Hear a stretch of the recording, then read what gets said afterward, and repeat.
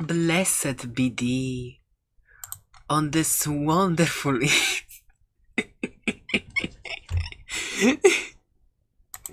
Yeah, some music would be better in the background. Perfect. Very, very climatic and everything. Why is there no one here? The chat isn't usually this dead. Hi. No Absol? Absol would never miss a stream. What happened? This makes me sad. Hey Sushi, how's life? I hope it isn't too bad. At least one day. Exactly, it's Jesus time. It's time to get Jesus. Oh, of course it's sucky. Of course it does. It's life after all. Perfect. Hi Gimby. Greetings here by gathered everyone. Oh god. There's only 3 people. Oh, this is funny. Yeah, this is very funny. Looks like no one wants to hear the word of God. I'm doing this for memes. We'll probably just go read fanfics or something in like the first hour in. Actually, Party suggested we read Slenderman fanfics, and you know how fucked up the creepypasta fandom is. This will be a wild ride, I tell you. I'm going to grab water, I'll be right back.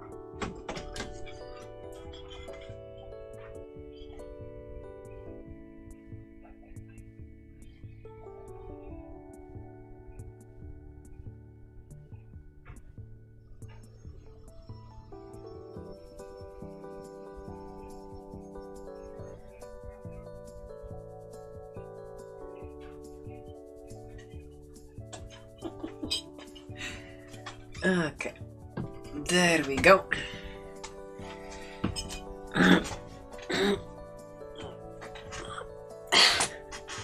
I watched Arcane today.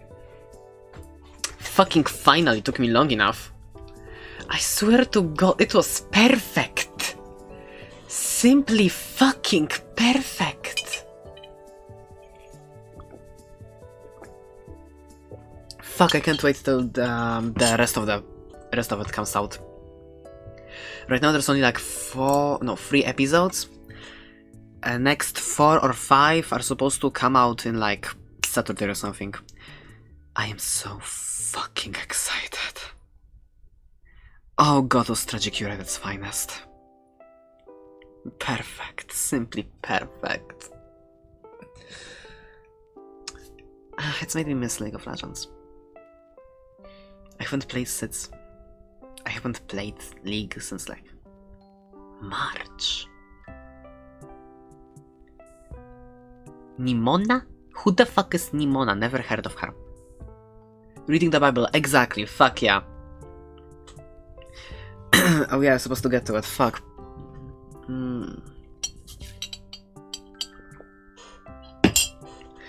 The word became flesh. Oh god, so stupid. In the beginning was the Word, and the Word was with God. And the Word was God. He was with God in the beginning. What the fuck? Are we just repeating God, this with that fucking bitch? Has no one told you how grammar looks like? Do you need to go back in school? What the fuck? We have so many words. Deity, the all-powerful, the almighty, fucking hell, don't repeat yourself. A really sweet movie. Interesting. What about like more? I don't like children. If it's about children, I hate children, they disgust me. Through him all things were made. Without him nothing was made that has been, I swear to God. In him was life, and that life was the light of all mankind. The light shines in the darkness, and the darkness has not overcome. There was a man sent from fucking bitch. Oh no, I'm done with this. I hate this. We're getting fanfics. Oh shit. Okay. You know, how about I don't dox myself? How about I don't box myself? Fuck the Bible. Let's go. A of 3. What can you offer me? Sky, of course, use Firefox. Bitch, obviously. I'm a furry. Dumbass. Really hard to. It's animated. I mean, I don't care if it's animated or not. It has to be animated. It's a movie. So, like, that's a given. Hi, Blue. Okay. What fanfic do we want? Slenderman. Let's start with that. Slenderman. And we want... who designed this? Slenderman fandom. Oh, this will be a pain in the ass. Ratings... So... Gen... Categories MM... Znajdź Boga! Bóg powiedział fuck off. Exclude close-up. Yay! Absol exists! Absol, I was getting worried. Where were you? I'm so used to you being here. Almost not sad a little.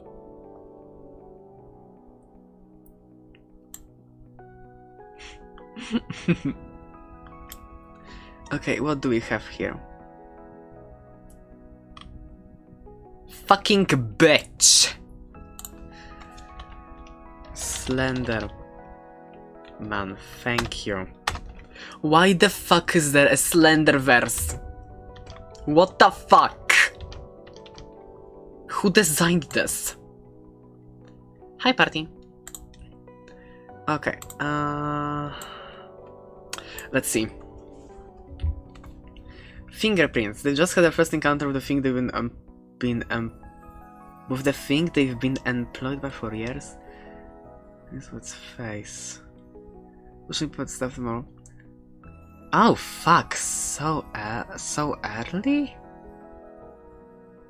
Inhumane. No, I don't stream on Twitch. I don't hate myself enough for that. I set up one account. Do you really think I am able to set up a next one? It's a chore. No, fuck that.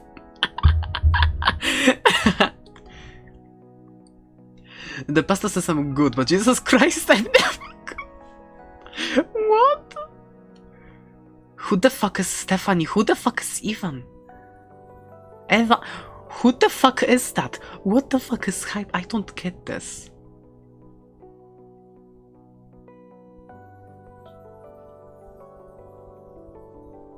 What?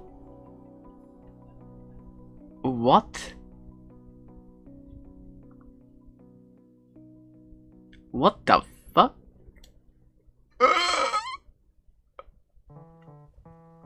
What the fuck?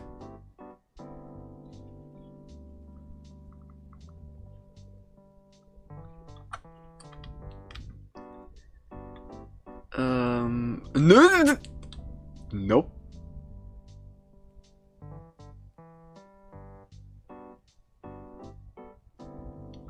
Oh, that sounds fun.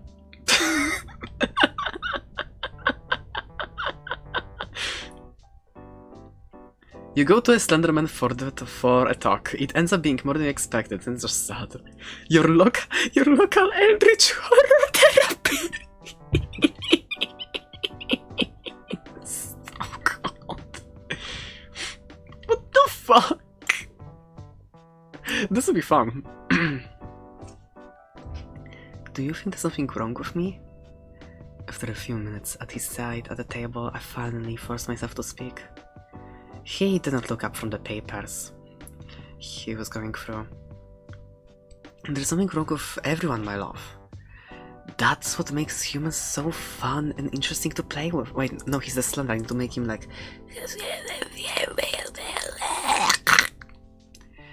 That's what makes you humans so interesting to play with. Well, that turned devilishly sexy. Did it? Nope, we're not going to that. I pulled myself onto the table beside him, sitting rather courteously. The perspective of an all-knowing being like yourself could slap some sense into my mushy brain full of self-hate and anxiety. Just go from, oh shit. I'm not sure what you're asking me of me. That can actually fucking work. Holy shit, that's smart. Big brain party. Very big brain.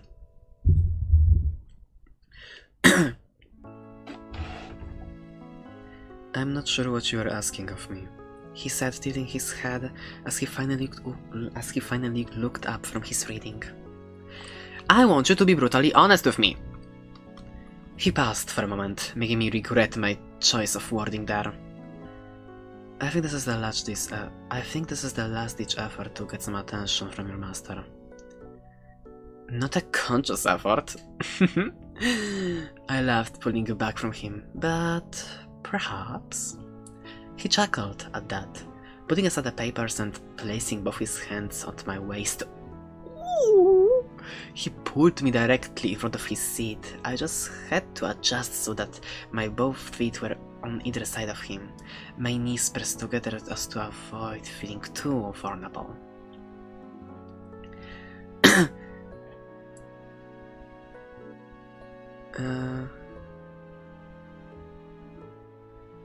Are we actually being serious now, or do you want me to play with you?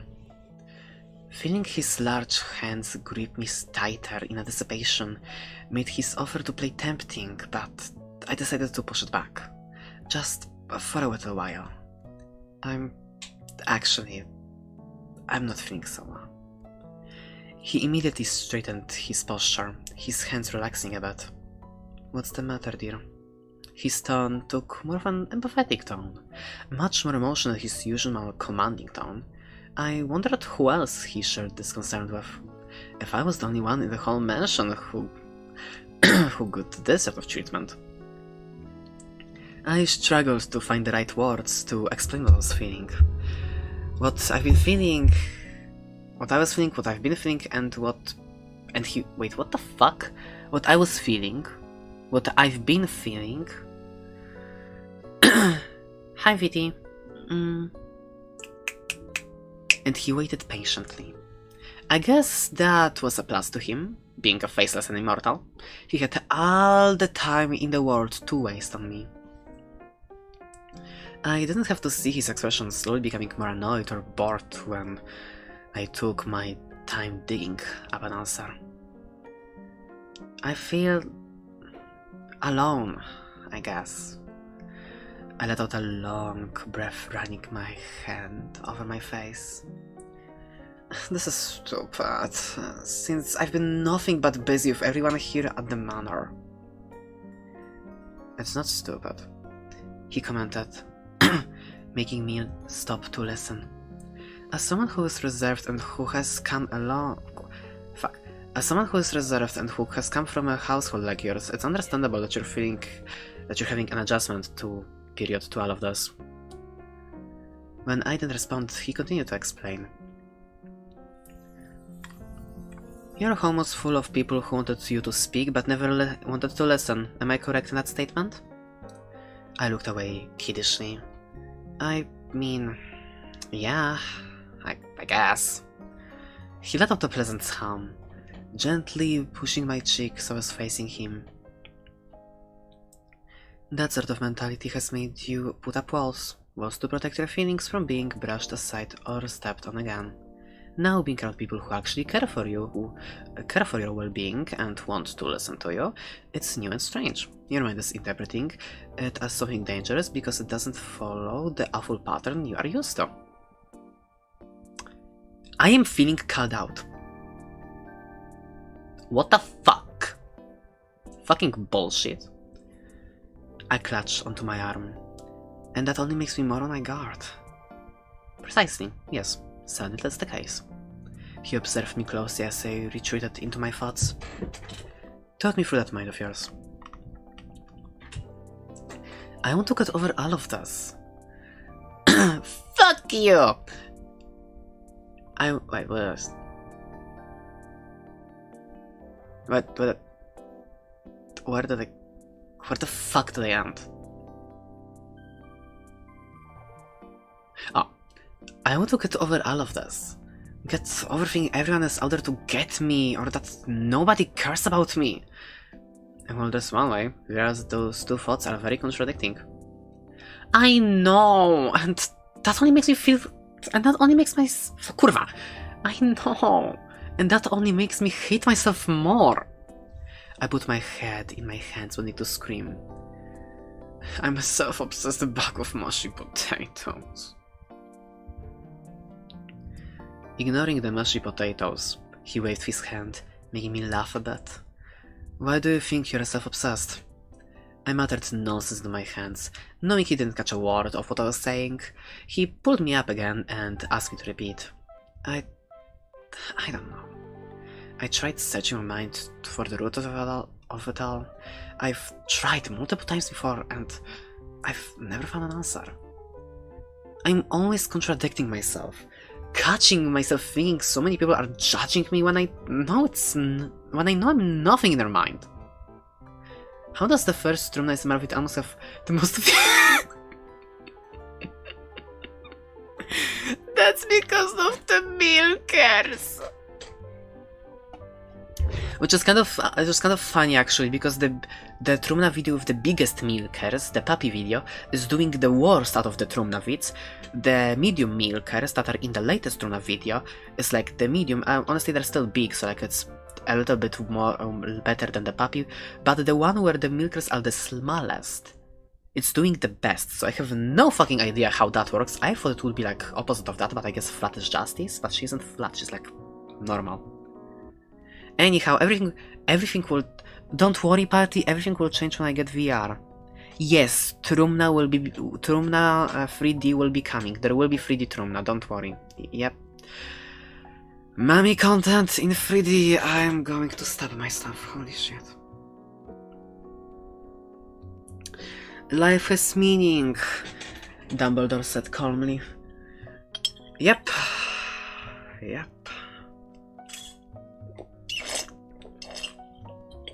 There will be Trumna 3D. I already have a model picked out.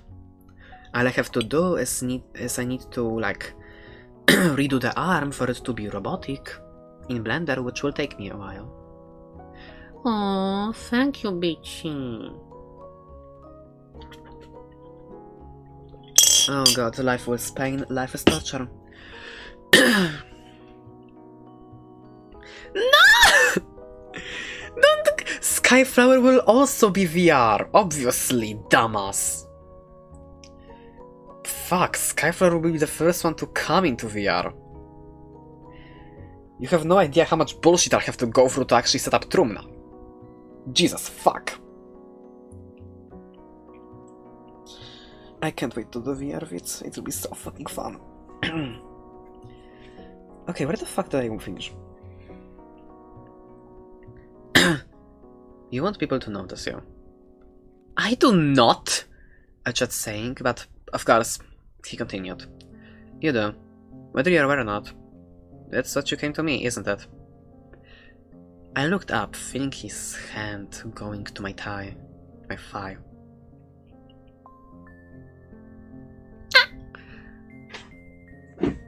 That's why you love me around. Love the attention you get from someone important like me. You love being cared for by someone painfully more powerful than you. I pursed my lips, stiffly pushing his hand off of me. Jeez, man, I didn't come here to get psychoanalyzed by some 10-foot know-it-all. He stared at me, expectantly. Okay, maybe I did, but I was hoping this would be... well, this would lead to something more nicer and not make me confront all of my psychological damage I unknowingly went through growing up. So you were searching for a distraction? Yes, obviously! You're not a very good one. You did say it was serious. Yeah, I let him off. He took my hand. He took my hand. His palm encompassing a little more than that. You need to confront these feelings. That's the only way you'll ever heal. I held on to him, avoiding actually looking at him. I know, but it's an uphill battle that no one else is fighting but me, and I know I have to do this, but I'm so scared. He sat back in his chair, pondering. You don't have to fight it alone, my love. In fact, I'm not sure you could do it alone. I gripped at my head, still looking to the ground as he spoke. I didn't believe what he was saying, even though I know he has no reason to lie to me right now. Another loop, another contradiction, pair of thoughts, another doubt in my mind to go over a million times till I lose the opportunity to confront it forever. Why am I like this? I don't want to be alone, but the thought of letting someone in terrifies me. I don't want them to see just how much of a disgusting mess I am. I don't want them to have to endure looking through the slop of filth that is my mind, but that's what meaningful relationships are about. Trial and error, finding someone who will stay even though I'm broken, and letting go of those who don't bother. That should be normal experience for everyone, but here I am struggling to even speak to someone. Oh, for fuck's sake.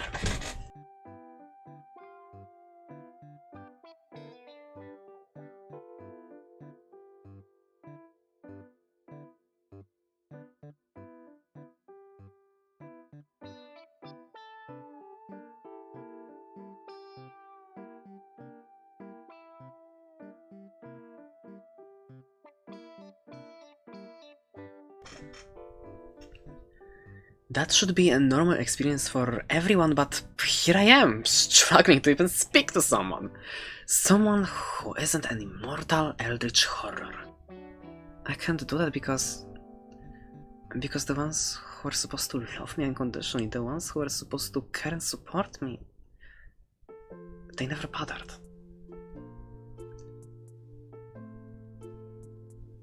You don't know you mean the world to me, right? I see him looking down at me, his shoulders slumped as he leaned closer to my form. It was a stirring sight to see him so relaxed, so interested.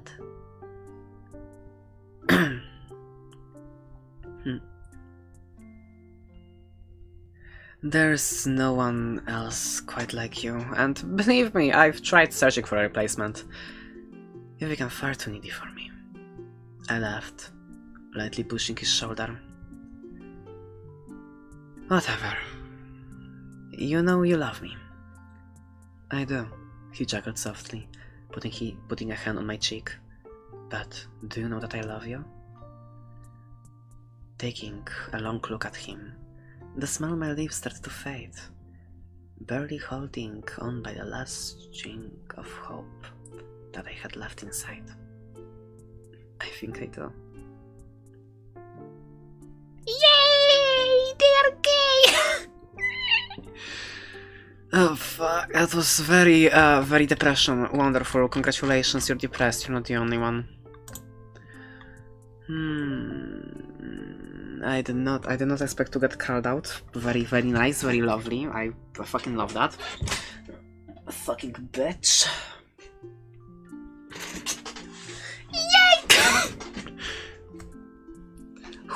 What the fuck is Everyman Hybrid? I never heard of this. Is this another fucking Tiki-Toby stupid bullshit? The pastor? But Jesus Christ! I don't fucking know. Imagine someone not being able to give you... Why are you like this?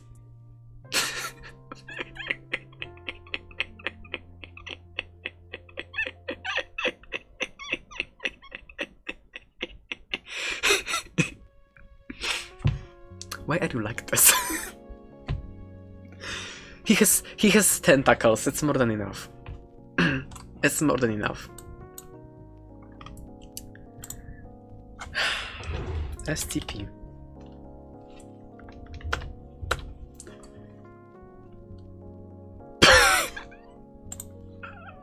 Wait. STP. SCP Foundation. Very well. Ratings. Channel.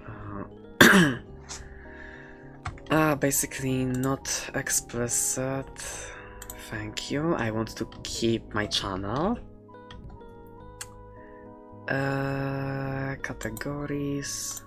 Obviously, and fuck crossovers. I don't like crossovers. It's STP, obviously there will be some Plague Doctor stuff.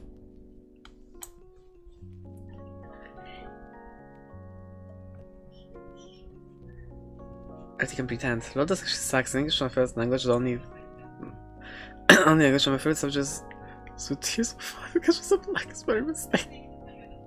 What the fuck is this about? Holy shit! I can't read kurde ruskie.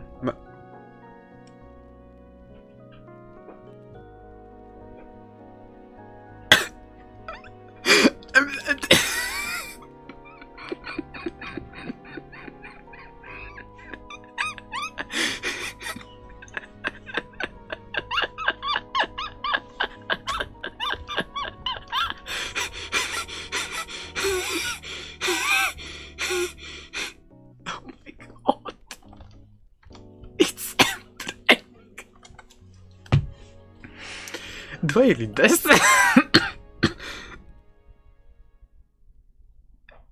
This isn't explicit, right? No, it's not explicit. No, it's not. It's teen and up.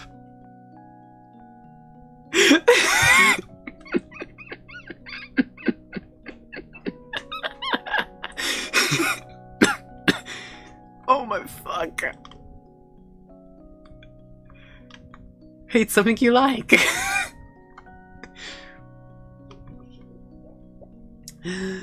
Oh god.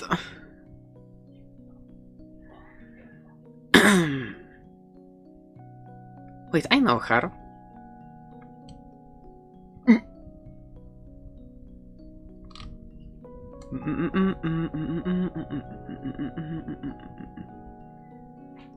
After a change of leadership, the hell yeah, I have two fathers, let's go. Oh yes. What's this one? Oh, PTSD. That's cute. After changing the leadership, the O5 Council and the Ethics Committee reviewed their cold but not cruel policy. Doing so, they decided to improve the lives of their contained specimen anomalies by giving them back to their families. Once they maintain the protocol, they're gonna be as human as possible. The rest of all, Aris gets to have a good life? Holy shit, that's not real. That can't be real. Bet you wish.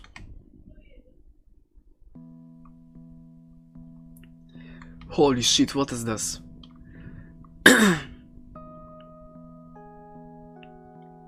What the fuck is that? Gender? How do I talk about this? Yeah, we're dying. The story you pulled from someone life, the world of strange psychiatrists, navigating literally fighting stuff, but unable to remember things about you're supposed to know. Exactly. That's what I say. No one gets mental stability. If I can't have mental stability and be happy with my mental state and have things easy in life, then no one can. I'm sorry, that's just how it is. You know what? Fuck it. Why not? This would be weird. What? What? What? Oh, because it's death. Okay, it's okay. It's just murder. You'll be fine. No, we are not reading Mpreg. Where am I? Please bear with me. No. Fuck you. 1, 5, 10, 20, 24, 50, 51, 62. Nice! 69! Let's go! 70, 76, 90, 100. Request complete. Please wait. Opening. Outer.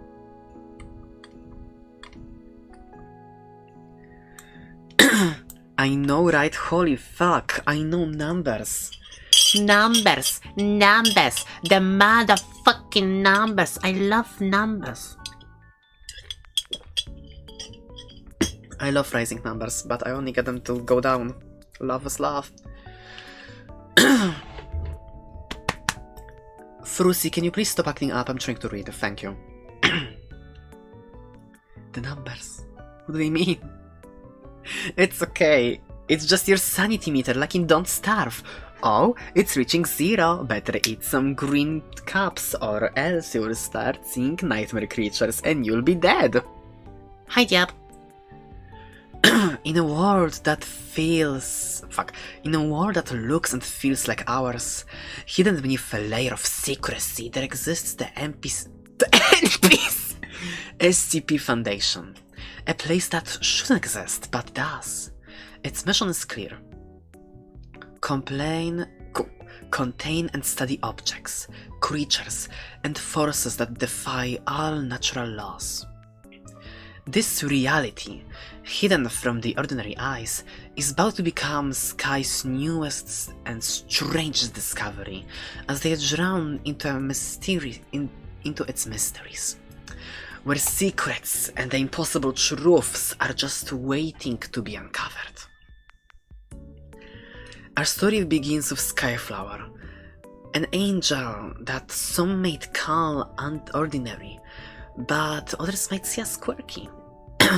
Someone who lives with one foot outside the boundaries of reality itself, also known as real life. That's a lie. I don't have a life. I spend I spend all of my days on the internet. I do not go out. I have no life. Do not be like me. It's a cry for help. One day, while browsing the internet, Sky stumbles upon something strange. A website, videos, fanfics filled with fictional anomalies about the SCP Foundation. The deeper Sky reads, what watches. Hootie! Hi! Love you too, hi! Oh, hi Hootie, nice to see you. I hope you're doing well. Meow meow meow meow. Cute, just as cute as always. Best verb. Very best verb. No. Party! That's called kidnapping. Yeah, but Hootie, my word is holy, for I am the divine, and I say thou art best bird. Best bird. Wait, I can't do. I don't know if it sounds like petting, but I'm petting my microphone and hope. If it's not doesn't sound like that, just imagine I am.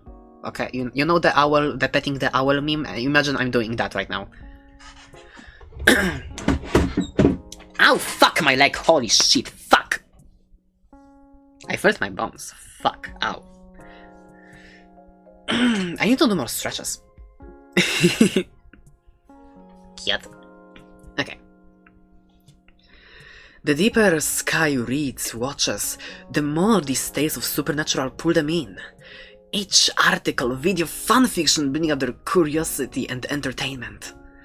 Hours pass unnoticed, as they find themselves immersed, exploring the... Do I have to just fucking choose? Exploring the article after article, digging through the Foundation's lore as if it's a rabbit hole of no end. As in sensing fate takes a turn, Sky was scrolling through the fanfictions about SCP, but they suddenly started feeling unwell. Sky decided to visit the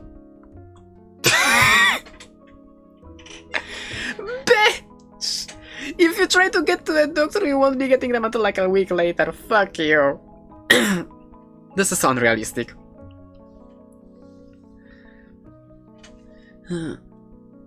Where was I? Oh, doctor. After a round of tests and the usual medical stuff, the doctor advised them to go home, rest, and take their medication, warning them to limit any strenuous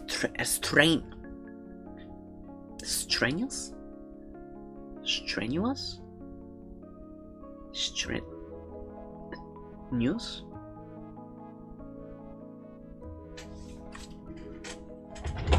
What the fuck is that word?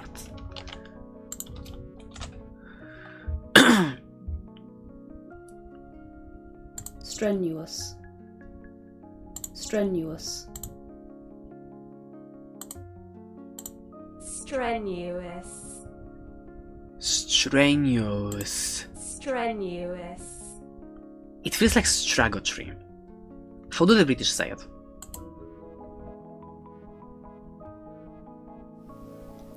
Strenuous. She's pretty. Strenuous.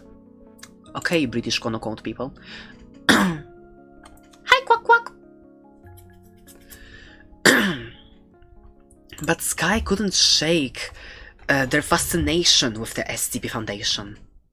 Later that night, lying in bed, exhausted yet restless, they opened their phone to dive back into the world of SCPs, ignoring the fact that they need sleep. Oh, that's actually relatable. Who needs sleep anyway? They scroll through more stories and theories, hours slip by, but as the night grows deeper, Sky notices an odd sensation building up. Almost a heavy pressure in their head, as though something is urging them to finally sleep.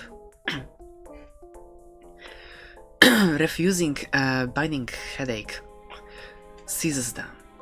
Groaning, they shut their device, place it aside and collapse back onto their pillow, allowing the overwhelming drowsiness to pull them under. They close their eyes, utterly unaware that something as unexplainable is beginning to unfold around them. Unknowingly to Sky, they're about to step into a journey beyond their wildest imagination. While they sleep, an invisible force, something beyond the humanity, comprehension, is already at work, gently drawing them from their world to a new one, a reality where the SCP Foundation exists as a truth. At first, they feel as they're being dragged through an endless abyss, like plunging through a dark holes or being tugged along by some unseen force, but thinking this must be a dream, Sky lets themselves drift, unaware of the gravity of the experience. Slowly, they open their eyes, find themselves in a world that is far from everything they've ever experienced.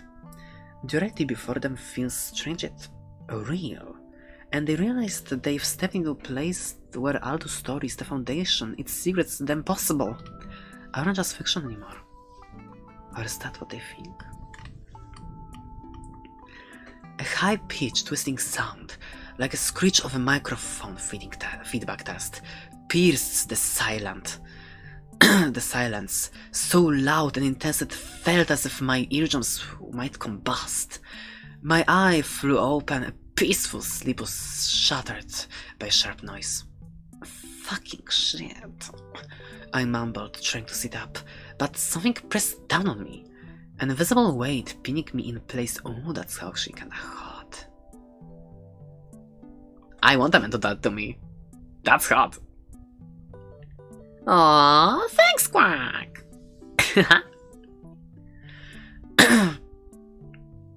Making it impossible to leave my body. Gradually the sound faded, leaving an unsettling silence. Taxi! Hi! Let me hug you! Blinking, I stared up at the white ceiling. The room felt cold, with an odd chill that crept over my skin. It was, in fact, depression. Something about the ceiling looked off. It was the color, too harshly white, as though it were a wall in a place that didn't want to be noticed. A cold, mushy smell crept into my nose, reminding me of an old basements or hospital rooms that haven't been cleaned in years. I forced myself upright, rubbing my forehead as I tried to process what just happened. That's when the reality hit me. This wasn't my room. A cold stab of panic began to take hold. I looked around, searching for anything familiar, but all I found were a sparse, grimy room. A toilet, a sink, and a scratched-up wooden table clung to the cold white stone walls. A strange symbol was etched onto the corner of the table, faded and unrecognizable, but it gave off an unsettling aura. And looming in front of me was a solid metal door, as if daring me to approach. I stood up, scrambled to my feet, and feeling uneasy, unsteady, and staggered towards the door. I think that there was also something coming for some reason. You people are funny. Well, maybe that just means you need a little nap then.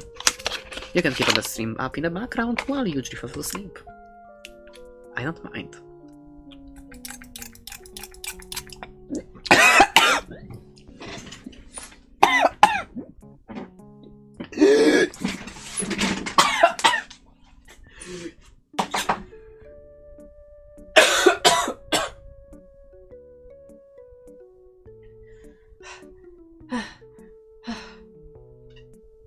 Jesus fuck.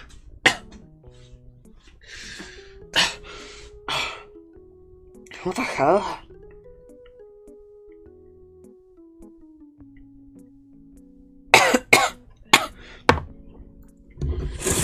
I'm fine. I wanted to take some medicine. I don't know what happened.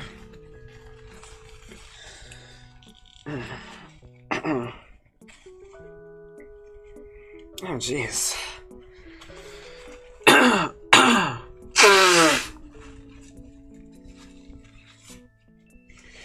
don't know what happened, I just want to take some medicine to like help out with my throat.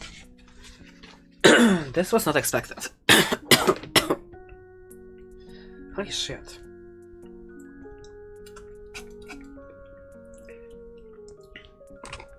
Well, that's an experience. It's okay, thank you. I've been through much worse, I'll be fine.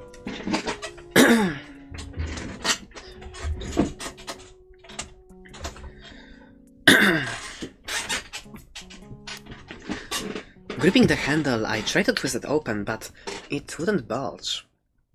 I kicked it, pushed it, yanked it, and pounded my and pounded my fists against the cold steel, but it didn't move an inch. I was trapped. Frustrated and out of breath, I staggered back, collapsing on the bed, feeling the weight of helplessness sinking in.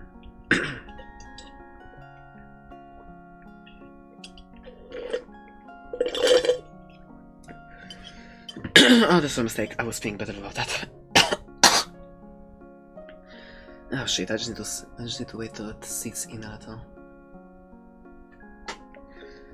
Then I feel better. And I'll be able to actually talk.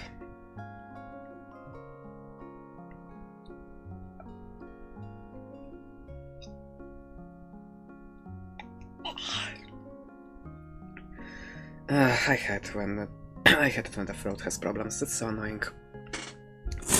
And I'm not surprised. My allergies usually like go haywire during these times. When everything gets birthed and when everything dies. It's so fucking fun. The whole cycles, honestly. At least during the winter I don't have to fucking bother. Thank fuck.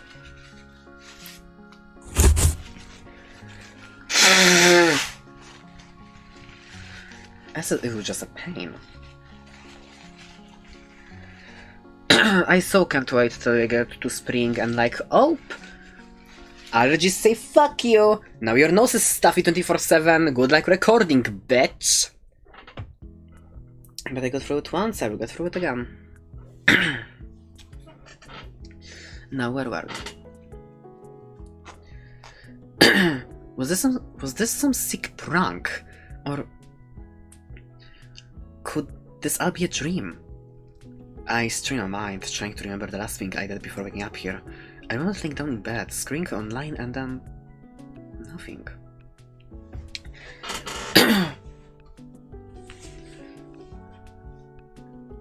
Do you have snow in? Do you have snow in the? Yep, I do. I do. That's because I am in Polando. La Polska kurwy. The exotic country that's I'm not exactly too proud of, but yay! At least your back doesn't hurt you for no reason. Party, you need to stretch. Okay, pierogis are a valid reason. Okay. I can agree with that. Pierogis are awesome. And zapiekanki. Party, did you know that zapiekanki aren't like a worldwide thing? It's a Polish thing, apparently. What the fuck? That's some uncommon Polish W. I don't imagine a life without zapiekanki. O, Polak Węgier z opłatanki. I do łóżka, i do szklanki.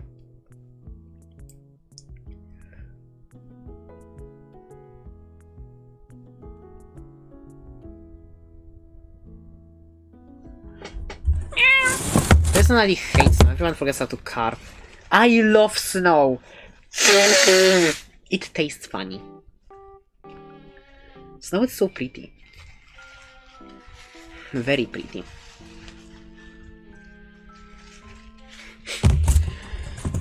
I like to slide on a fucking, like, you know, the how is it called? Rushing through the snow, killing everyone. You know.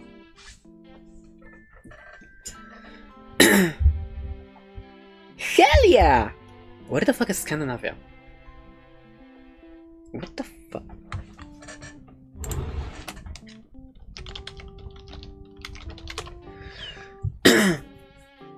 Oh, the oh.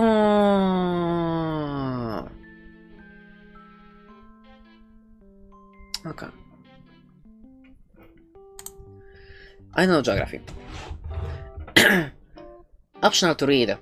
And if this is, shouldn't I have woken up by the moment I realized? I find myself staying blank at the war, mind struggling to process. What was I thinking again? Oh, right, I'm trapped. And the thought of being locked in a strange room with no memory how I even got here, or even where here is, made my heart race and my palms grow clammy as I clenched my fists, trying to calm myself. I figured I'd do a reality check, just to be sure. I raised my hands in front of me and tried to count my fingers, but my vision blurred. My breath grew ragged as the ringing sound returned to my ears, drowning all thought until everything faded into darkness before I even could start counting. Oh, grammatical error, cute.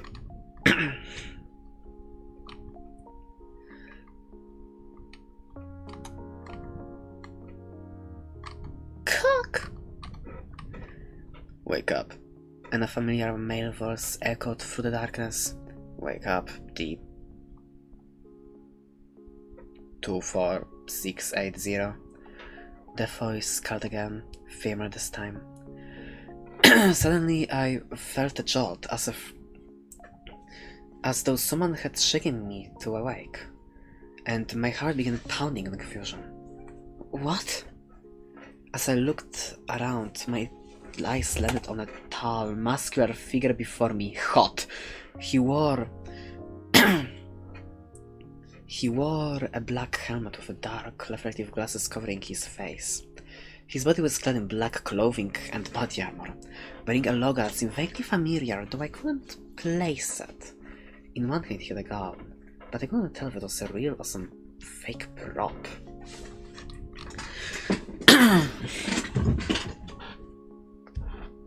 That's not something I would do. Holy shit, Genshin Impact! My pulse quickened as I looked at the side of the man before me. The oppressive silence between us heavy, like the air itself held a warning. Who are you? None of your concern. He started his shop. I poured ananas juice on snow. It's like... Shit, I love ananas. Ananas is delicious. I love pineapple. But before he could finish, a second verse cut was silent. This one clear and distinctly female. Agent Dolly! Look! The voice rang out, authoritative and commanding, echoing of the cold walls of the room. Clank! The metal door behind him slid open, revealing a smaller figure standing in the doorway, breathless. She looked almost identical to Agent D-Look, but was noticeably shorter. What is it, Agent? What is it, Agent Amber? D-Look's voice was laced with annoyance, either at her presence or being interrupted mid-sentence. The mention of the name sent a strange sensation through my mind. Like an itch that couldn't quite scratch, a sharp tingling, a whisper of recognition that lingered at the edge of my thoughts. There was something deeply familiar about those names. D-Look, Amber. It sounds so familiar. His voice too felt like something I should know. It reminded me of a character from that one game, the one of open world and elemental powers. What was the name? The more I tried to think about it, the more elusive it became, slipping out of my reach. Her hands rested on her knees as she struggled to catch her breath. Bitch, did you seriously? All of them are Genshin characters. What the fuck? I thought I said no crossovers. Oh no, we're just doing. It's just the fucking.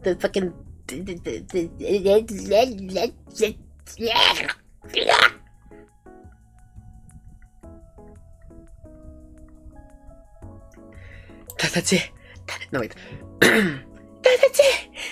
Vancia in her office right now. And also, Siwandi wants you to come in. Don't drag me into it. Okay? She straightened hers up slightly. Bitch, Amber isn't straight, we both know that. Still catching her breath and continued. And also she said that I'll be the one escorting the... Agent D let out a deep sigh. I watched them both, curiosity and unease growing as I wondered about Dr. Jean and whoever she was, and why she was so insistent on meeting with Diluc alone. Sex. He leaned down and whispered something to Amber's ear, and she responded with a quick silent nod. Diluc left, leaving only me and her. What the fuck were they talking about? In that moment, I said something was wrong. Something...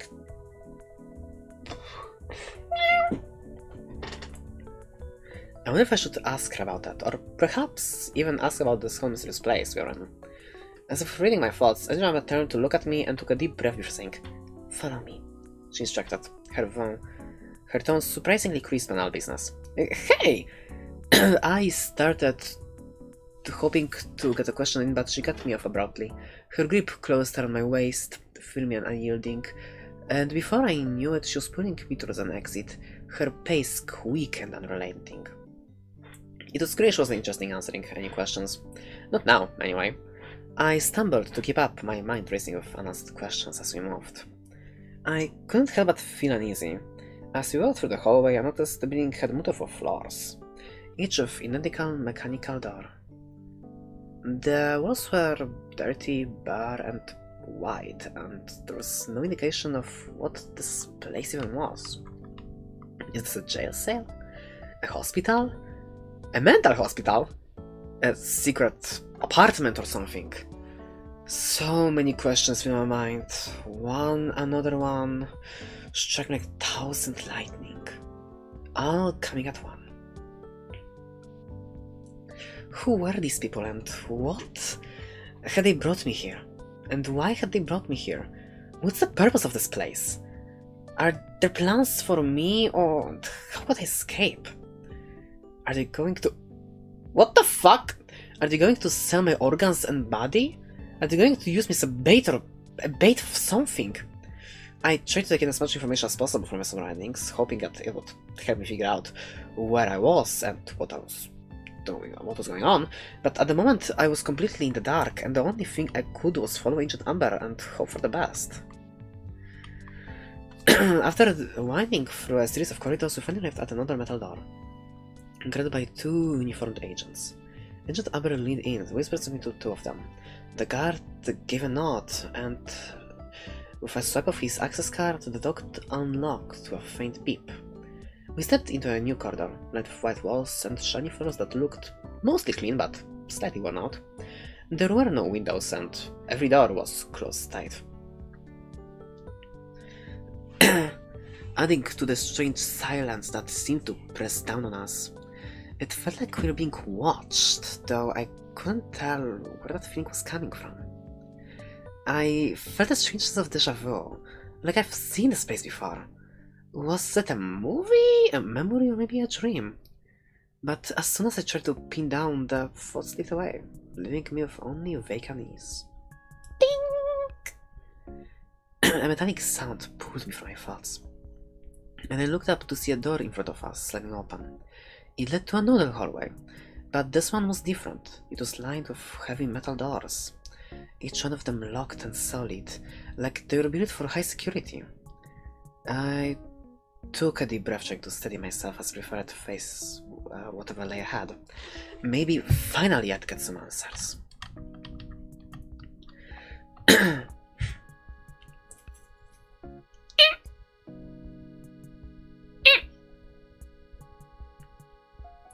We walked for what felt like forever until Agent Amber finally stopped at a large metal door.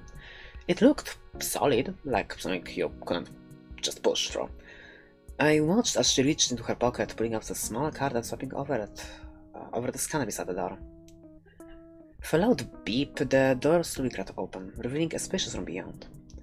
As we stepped inside, there was two people wearing plain orange jumpsuits, each of them with a number pin on the shirt pocket, along with a logo that felt strangely familiar, though I couldn't quite place it. The quiet hum of their voices and the sound of their breathing filled the room, but as soon as they spotted me, their mumps quieted. I could feel their eyes fixated on me, watching every move I make, like they were waiting for something. Their whispering picked up again, but I couldn't make out what they were saying. It felt like they were sizing me up, ready to catch any slip-ups. A sense of unease settled over me as I stood there, unsure of what was expected of me in this place. Suddenly, a hand tapped my shoulder. I turned to see Angel Amber standing behind me. D246680. Do you see those two people and the cleaning supplies next to them? She asked, pointing towards the two figures in the jumpsuit. I nodded, still unsure what this all meant, but waiting for her to explain. There will be your group today.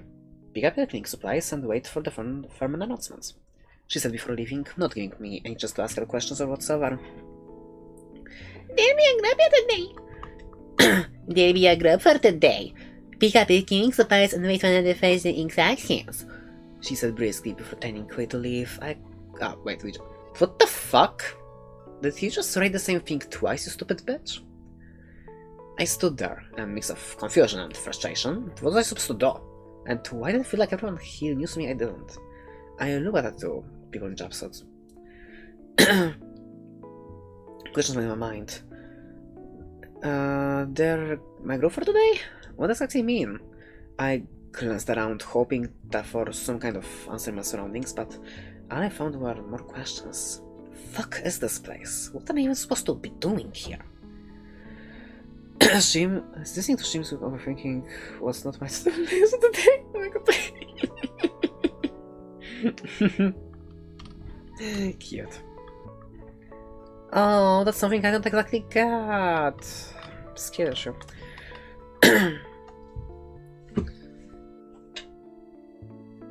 I look at the individuals, taking a small step closer while trying to steady my breath. As I approached, I hesitated for a moment, standing awkwardly beside them. In my throat, I readied myself to speak, but before I could say a single word, the black-haired girls beat me up to it. Hi, Sky! She said, her voice bright. I still feel unconscious. Are you okay? Her smile was wide and friendly, like we were really close. Wait, how the fuck did she know my name? And why did she talk to me so casually? I could feel confusion, suspicion stirring inside, questions piling up with no clear answers. I knew that's what was going on. I paused, trying to gather my thoughts. But just as I was about to say something, the ginger-haired boy interrupted, cutting off any chance to respond. I'm really worried about you. You just collapsed out of nowhere. Do you remember what happened? Are you alright? Real. A ginger-haired boy asks, sounding genuinely concerned. Before I could ask you a question, wait, the familiarity with me was confusing. They acted like old friends, but I didn't remember either of them. How the hell I ended up unconscious? And where the fuck even was I? Just a moment ago, I was in my bedroom and now I was here. Before I could ask a single question, a loud voice echoed through the room, cutting off any conversation. Apologies for the wait. Now, please pick up the cleaning supplies and wait by the latch to the head. I don't speak, but once again the ginger boy spoke. Hey, at least tell us what kind of SCPs this is sorted as. We might die. Does every single staff member here not care about us? He was glitching and sounded shot at specific part. What did he say? How the fuck did his voice glitch like that? The voice responded with a firm, cold no, before shutting down any further questions. The girl beside me muttered under her breath, loud enough for him to hear. They don't care about us, you fucking dumbass bitch. Fuck counts that imbecile. What do you mean no? Did you break her heart? The ginger-haired boy's words barely echoed before the heavy metal door ahead of us began to crank open.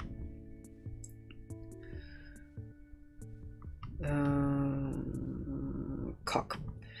The black-haired showed him exasperated look. Couldn't you stop being so dramatic? At least stop acting like a death wish. He rolled his eyes. I thought maybe it would work, alright? She scoffed, raising her arms. Your plans never work. You're dumb.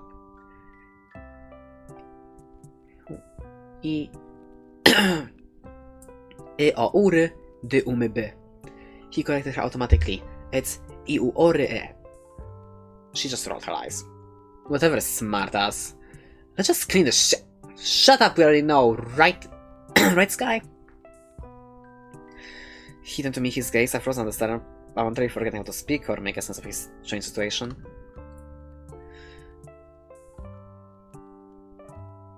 Nani?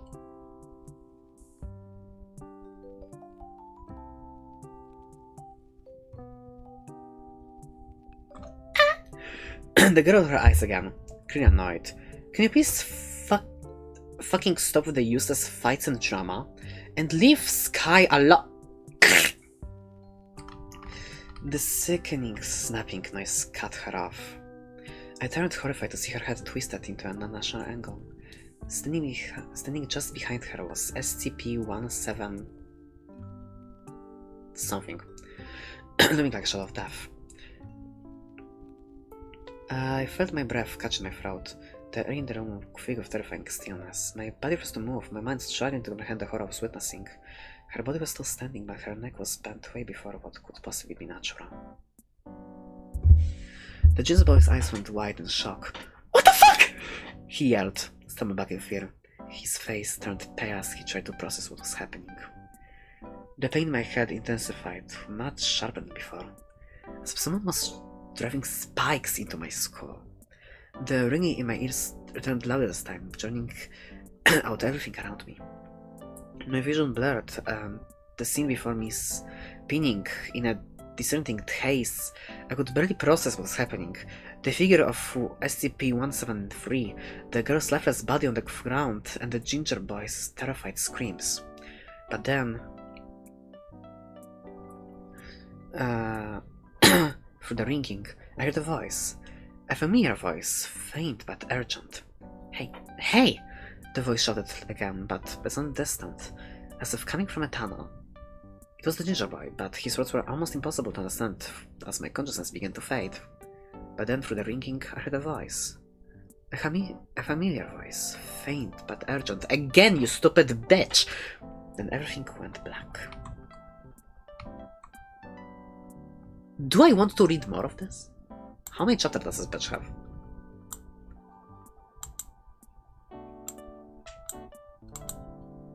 Holy shit. I hope not literally. Feels like this will be annoying. Yeah, no, thank you.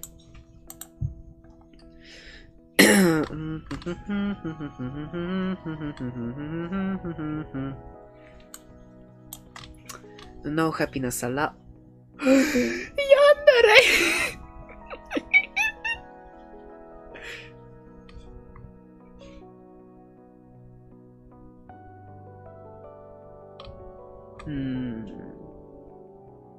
Ew, child, disgusting. A comment flew into Sunday years ago. Yeah, real. I can pretend. Oh god, I love them being so deep in the titles. Holy shit. You've been hit by, you've been struck by, truck. Boring. Again. One stone is stone, and nothing's gonna stay. Wait, they're gay. Nice.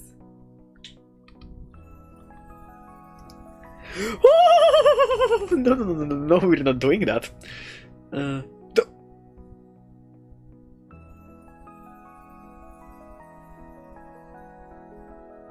What the fuck?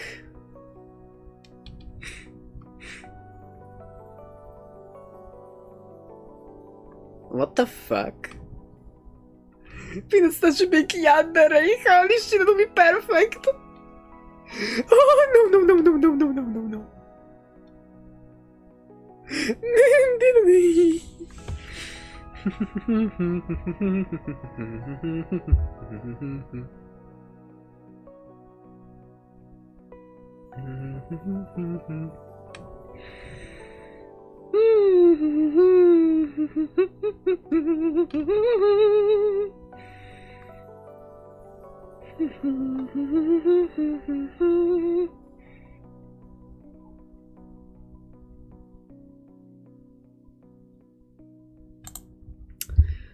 Okay. Various. Holy shit, let's go! Various Yandere SCP. SCP and Snap Research. Doctor. Fuck yeah, let's go, this will be good.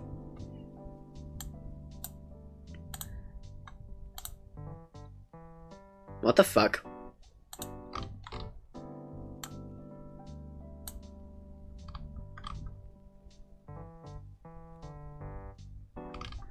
Okay, this is boring. Okay, what is this? Not the narrator 0010, my amazing perfect glorious leader. Please excuse my lateness as the outside world and its labors shackled me. I pray you can find the kindness in your heart to forgive you lowly servant.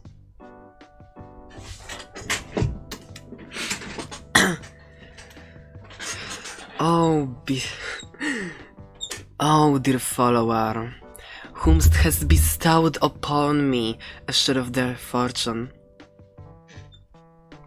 Why is my phone vibrating? What the fuck? What the fuck?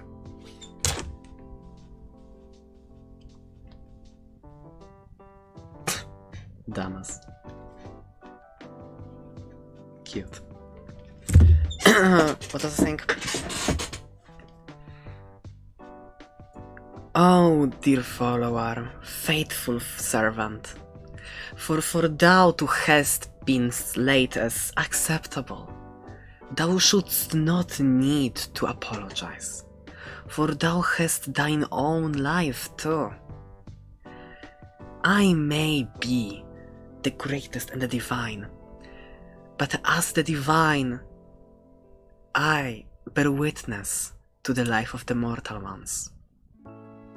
Thy time is limited, so thou shalt not be punished or adjusted for just living the life you've been given, the life thou have been given.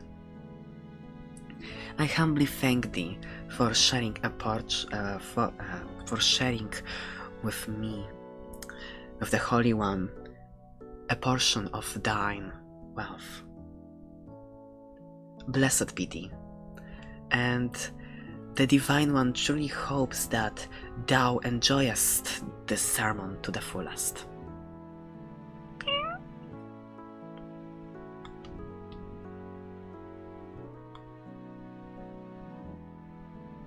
What the fuck? Nope, nope, nope, nope, nope, nope, nope, nope, nope, nope, nope, nope, no, we are not reading this, holy fuck. What?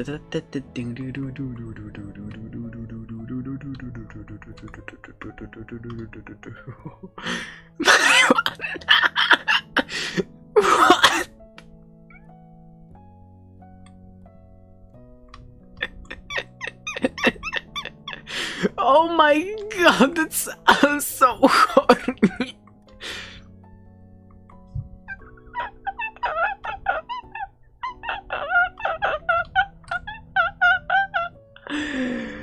Holy shit.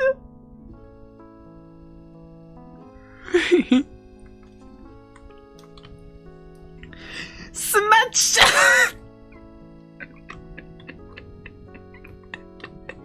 What the fuck? Nope, nope, nope, nope. Nope, nope, nope, nope, nope, nope, nope, nope, nope, nope, nope, nope, nope, nope, nope, nope, nope.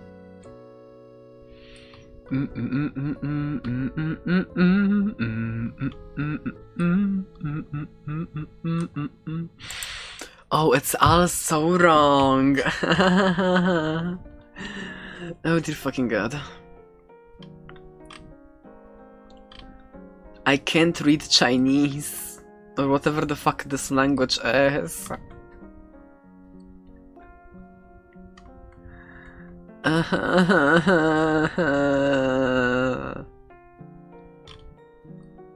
don't care about the fucking stupid bullshit doctors, I want the SCPs.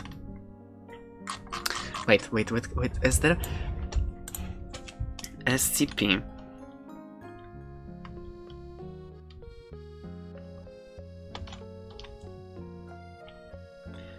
Characters. SCP character. Chinese, Japanese, Korean, I don't give a fuck. Where's the X-reader?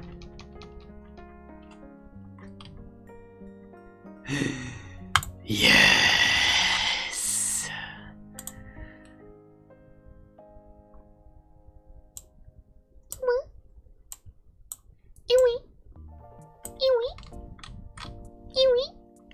Nope.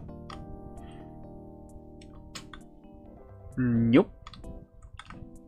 Anomalia.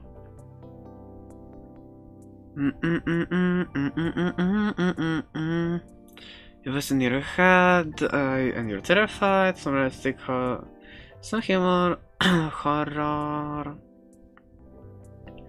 That's manipulation, like social jaguars, normal, sucker, costume, touching, I'm not anything though. Not so somehow I see the other field, the shit of them, the hate, and the angst, and the radar. That's like, of course they fucking are. Oh my god, it's another fucking depression. What is this? Oh my god. What?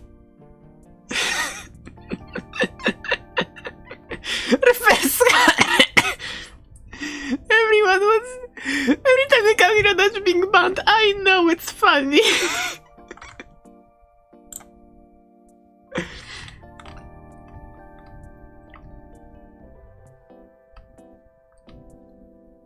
Dimitri and I is another SCP agent and stopped the organization. Now we are going to see how to. Now we're going to see a show that they just told us. So wait, there's not that here. We don't have that here, right? No, it's just Yandere. I'm sure this will all end well.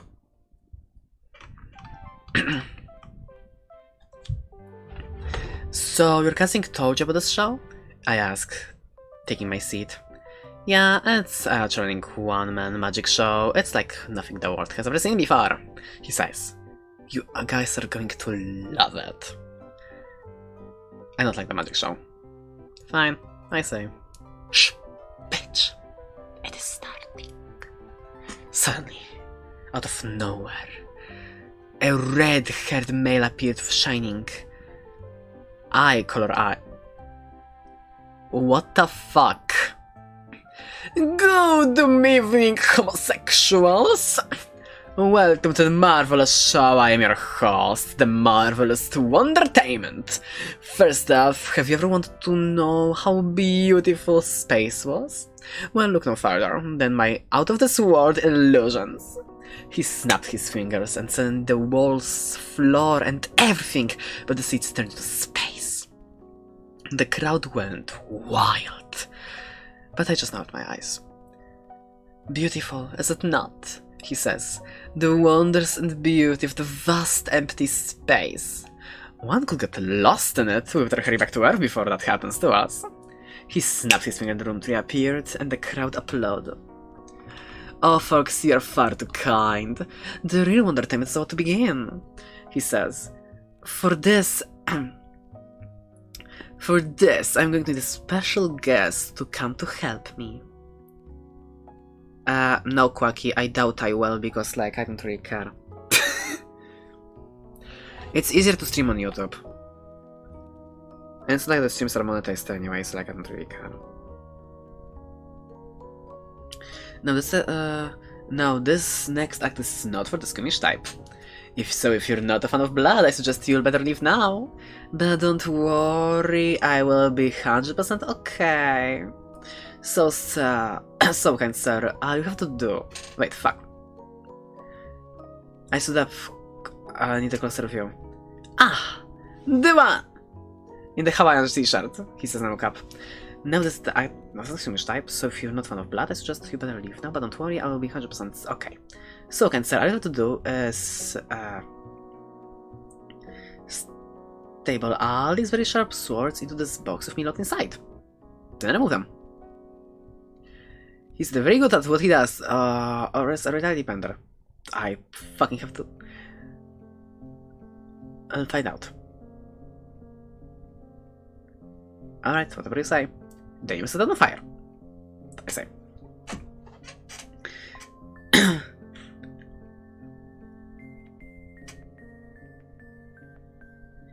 I noticed as he went inside it, and then the lock. What the fuck? I nodded and he went inside it, then had locks on it. I'm not a skunk, bitch! Do you even English, motherfucker? Do you English? I begin to push the swords in, and the crowd watches in horror. Blood begins to leak out of the bottom. It was a horrific scene, but I then took out the blades that were covered in blood, and then lit it on fire. The crowd screams in horror as it bursts into flames, but then it turned into bubbles, and the door opened, and the box opened to reveal him all in one piece.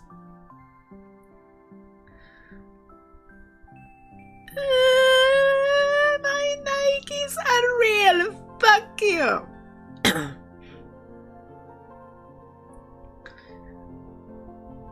I'm not a bat.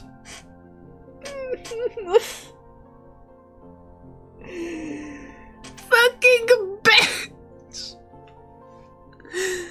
Oh god. This is all for now, folks. Come back for my show tonight for more Wondertainment. He says, and his body bursts into 20 doves. He is definitely a reality bender. He made a show about his gift. I quickly went to where he would be selling toys and contacted the foundation. He also had similar name to Dr. Wondertainment. It was a good thing. I woke up to see him with a little machine toy. This is called Wondertainment Chocolate Maker, he said to the little girl. You take all the gross vegetables and put them in. They come out tasting like the best chocolate, but are still good for you. Want to give it a try? She nodded happily. Okay, first, taste this carrot. She bit into it. Taste gross. Don't worry, it will be good in second. he says and places it in the play oven on high. After a minute, it dings. Now try. The girl takes it and bites into it, her eyes widening. It is chocolate!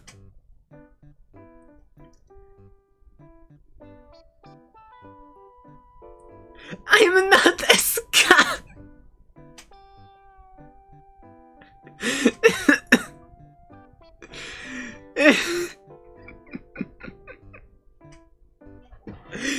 I'm not a skunk! What the fuck is wrong with all of you people? Oh my god! Why?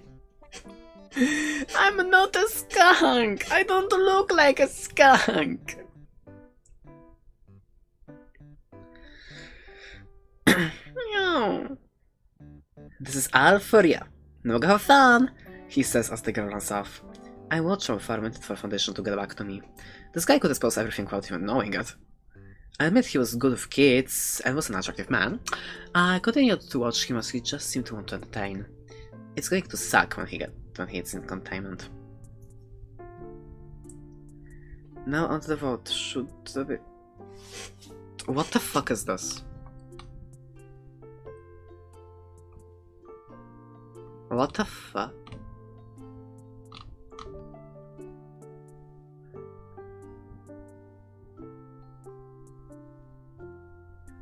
Oh well.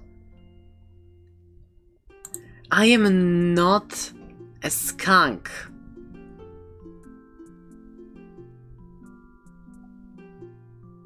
Bitch. Yeah, I can't wait till I get the new PC. I can't wait till I get the new PC. No, it doesn't. I'm a fox. Wait. Wait,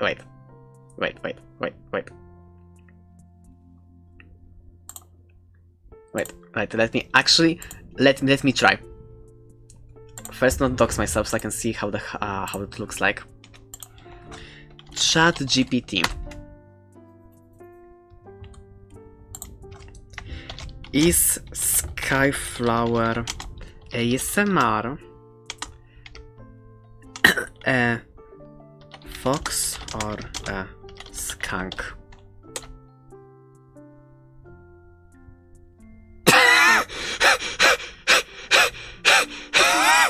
It can't be a she! Shit, I didn't. I hope that Ali wouldn't say anything. I kinda wanted it to be a surprise. I should have told him. That's why I didn't announce anything. But yeah. Good. Thank you. See? The AI says that I'm a fox! Go fuck yourself! But also calls me a she. She!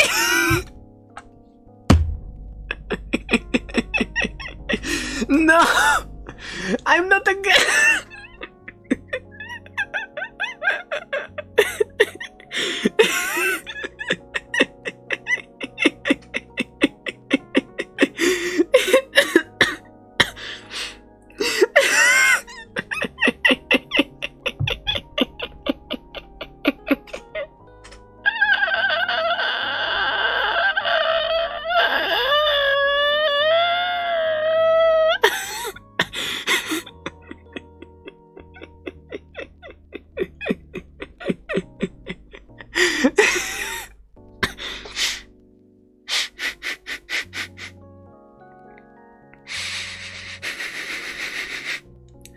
Trumna is a girl.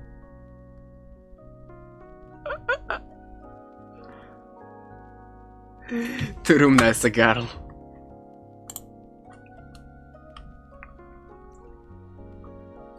I don't like it. I don't like this fanfic, it's weird. Mamma mia. Okay, I need more ideas for fanfics. What a fucking bitch fuck fucking bitch fuck.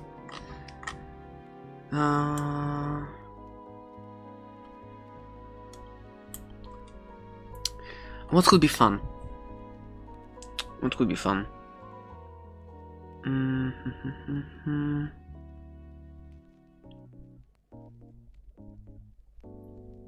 Cute.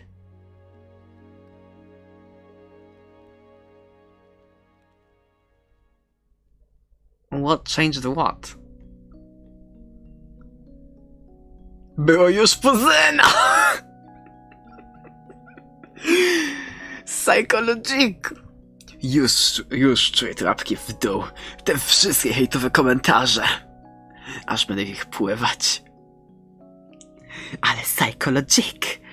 Jeff the Kill to najlepsza cream bean pasta ever!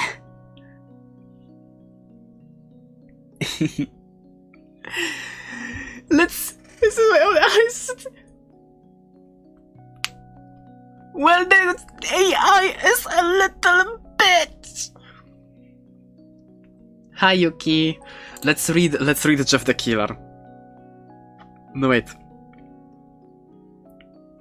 Oh my god. Bitsy. Psychopatka.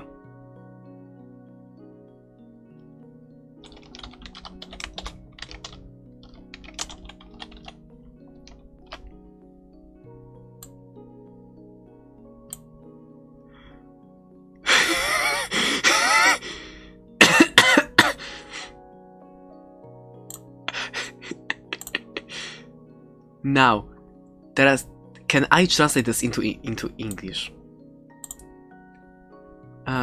Przyszła strona? Yes!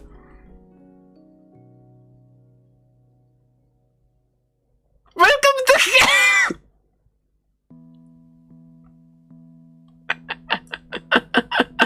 Oh, this will be fun. This will be very fun.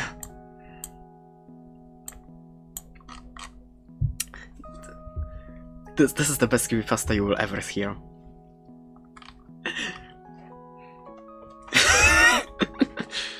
Welcome to hell! I am Patka. Psychopatka. I have my nickname. I'm 15 years old. You may be wondering why I want to tell you all my story. Well, I am exhausted from keeping that secret in myself. And of course, I'm being wanted.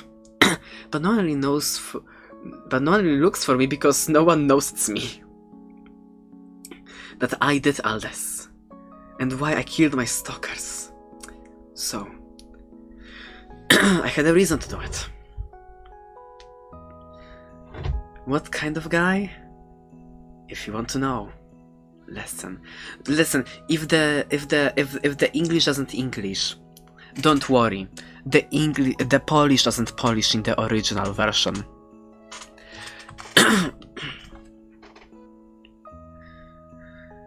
My story begins the moment I started going to the middle school. I was 13 at the time. I was hoping that eventually they would stop stalking me laughing at me for my name, which sounded like a name of a vegetable, and for my behavior. Well, it was all funny that I was angry because someone provoked me and tried to convince someone to stop.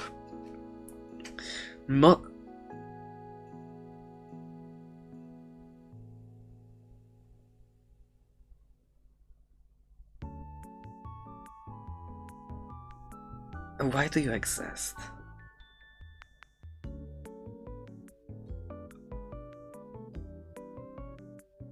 Oh god.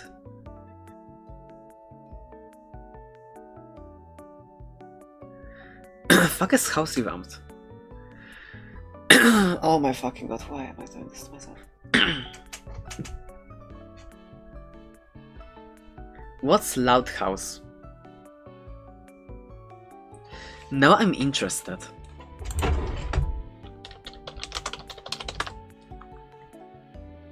Yeah, it's those. No, I'm not doing that.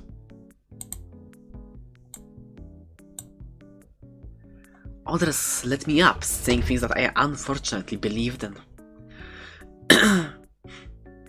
Because I didn't know when someone was lying and when not. Oh my fucking god, okay.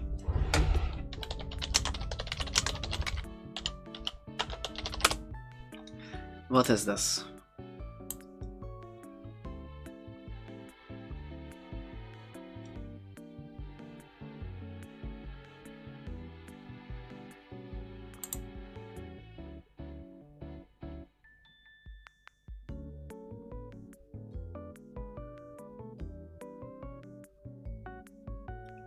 I can already say that I will not like this. Absolutely not. But I found friends there. Although I don't know if I can call them that. Because I never had anyone like that. Then the fucking pipe! What? What the? How? I'm sorry. How the fuck? How? How? For how many years is it going for? Because I never had anyone like that. I stopped trusting people and I still can't believe anyone 100%. I only go to house, to school or to the movies. I can sit there even 2 weeks without interruption. I don't like walking without purpose. I like to be alone. I'm used to it. I got so used to my psychosis. When someone comes to me, it just bothers me. I prefer loneliness. It's because of the lack of friends, because of the enemies. Creepypastas. Idols. The first creepypastas I learned were the terrible stories told on the PE. Many people did not exercise and we were bored. However, it was in elementary school, so I don't drag on anyone. At the beginning of the 2nd grade of gymnasium, in September, I finally learned what it is. Thanks to the game Slender, the 8 pages, no i znowu.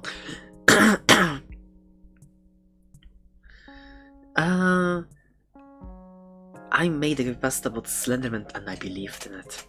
Soon after, I found a forum where people were uploading their creepypastas or translations. I looked at them whenever I sat in front of the computer. It made me unable to sleep because I was afraid. Sometime later, I started dreaming of strange dreams. In the first of them, Slender chased me on a bicycle. In the second, I pushed him down the stairs. And I think I've retaliated for my paving. I got a dream paralysis. I got sleep paralysis. I woke up in my room. Every now and then, I closed and opened my eyes until I realized that he was standing in the edge of my room. I couldn't move. Oh god, fuck. What was I? Bitch, I couldn't move. I tried to take my hand out from under the head, but the impulse couldn't get to her. And he was getting closer and closer in a strange way. He teleported. He finally stood next to my bed. I tried to scream, but I couldn't make a sound. I was so afraid. When I closed my eyes, he disappeared. I read on the internet that if you dream of Slenderman, you'll be his next victim. I was so afraid of it. So much that every time I was alone, I looked around or didn't go away. I told my friends about it. I don't know if they believed in me. They thought they knew what I was dealing with. Even though they knew what I was dealing with. I had this until nothing happened, and I stopped believing in it so much. Cactus. I am reading the worst creepypasta I have ever heard. All with wonderful, shitty English translation by Google. I hope you enjoy.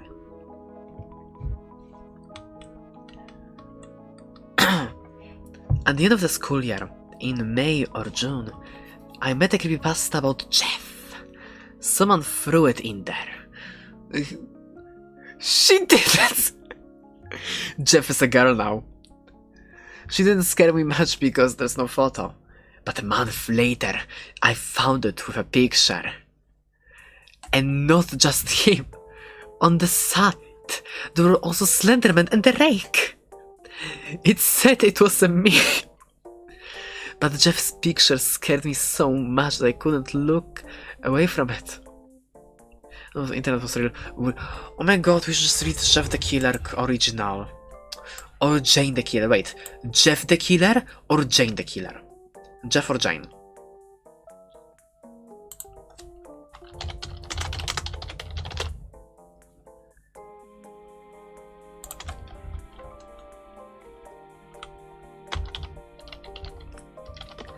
Or we could do... wait, well, how was it? Nina. Oh yeah, that was also Nina. There was Osina, okay. Jeffusi! Shimi no tashi wa shiwa, tashi wa... Oh, see? Nina.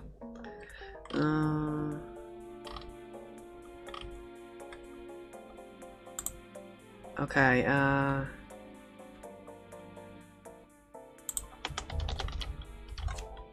come on.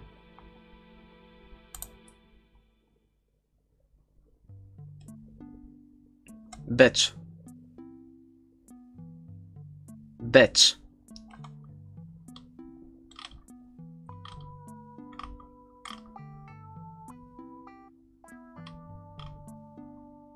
Nope, that's not it.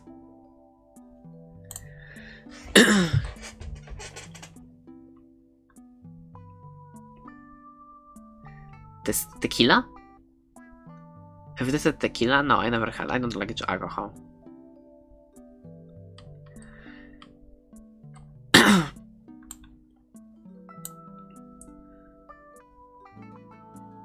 Except from a local newspaper. Ominous unknown. Killer is still at large. After weeks of unexplained murders, the ominous unknown killer is still on the rise. After little evidence has been found, a young boy states he had survived one of the killer's attacks and bravely tells his story. I had about a dream and woke up in the middle of the night, says the boy. I saw that for some reason the window was open even though I remember it being closed before I went to bed. I got up and shut it once more. Afterwards I curled my covers and tried to get back to sleep. But when I had a strange feeling, like someone was watching me, I looked up and nearly jumped off my bed. Whoa! There, in that ray of light, illuminating from between the curtains, were a pair of two eyes. These weren't regular eyes. They were dark, ominous eyes. They were bordered in black and just plain out terrified me. That's when I saw his mouth. A long, horrendous smile that made every hair on my body stand up. The figure stood there, watching me. Finally, after what seemed like forever, he said it. A simple phrase, but said it in a way that only a madman could speak it. He said, "Go to sleep."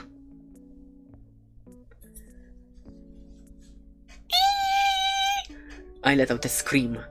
That's what sent him at me. He pulled out a knife, aiming at my heart. How romantic. He jumped on top of my bed.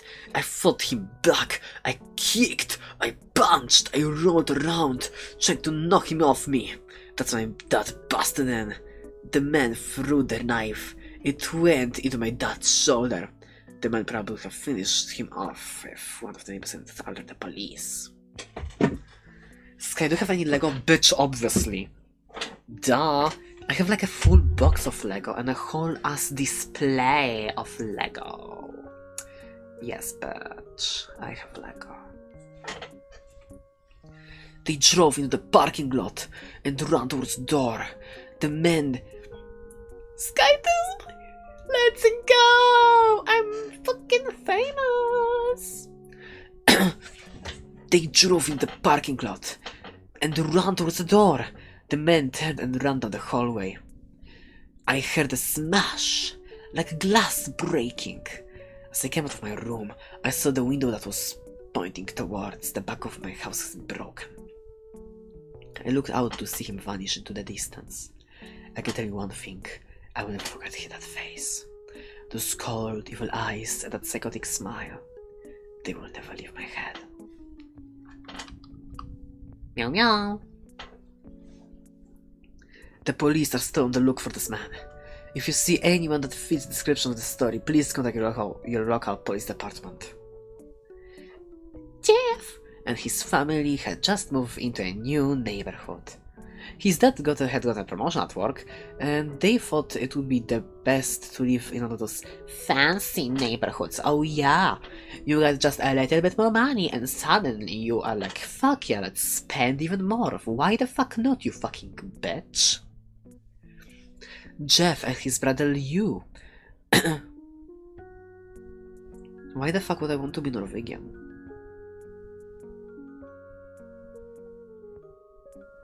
No. Hello! She's... Leo couldn't complain though. A new, better house. What was not to love? As they were getting unpacked, one of the neighbors came by. Hello! She said, I am Barbara. I live across the street for you. Well, I just wanted to introduce myself and to introduce my son. She turns around and casts us over. Billy! These are our new neighbors! The Billy said hi and ran back to play in his yard. Well, said Jeff's mom. I'm Margaret and this is my husband Peter. And my two sons Jeff and Leo. They introduced themselves, and then Barbara invited them to her son's birthday. Jeff and his brother were about to object, but when their mother said that they would love to. When Jeff and his family were done unpacking, Jeff went up to his mom. Mom, why would you... Wait. Go to sleep. Mom, why would you invite us to some kids' party? If you haven't noticed, I'm not some dumb kid. Steve, we just moved here. We should be. We just moved here. Steve, we just moved here. We should show that we want to spend time with our neighbors. Now we're going to the party and it's final. Jeff started to talk, but stopped himself, knowing that he couldn't do anything. Whatever his mom said something, it was final. She pecks him. By him I mean Peter. He walked up to his room and plopped down on his bed. He sat there looking at his sink when suddenly he got a weird feeling. Not so much as pain, but a weird feeling. He dismissed it was just some random feeling. This feeling that feel dread. He heard his mother call him to get down to get his stuff, and he walked down to get it. The next day, Jeff walked down the stairs to get breakfast and got ready for school. As he sat there eating his breakfast, he once again got that weird feeling. This seemed to stronger. It gave him a slight tugging pain, but he once again dismissed it. Brain, do you still have grenade? What the fuck is a grenade?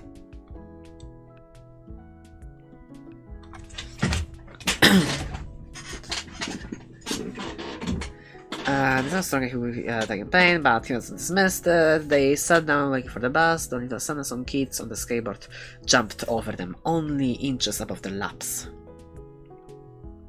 They both jumped back in surprise. Hey, what the hell? The kid landed and turned back to them. He kicked his skateboard up and caught it in his hands. The kid seemed to be about 12, 1 year younger than Jeff. He wears a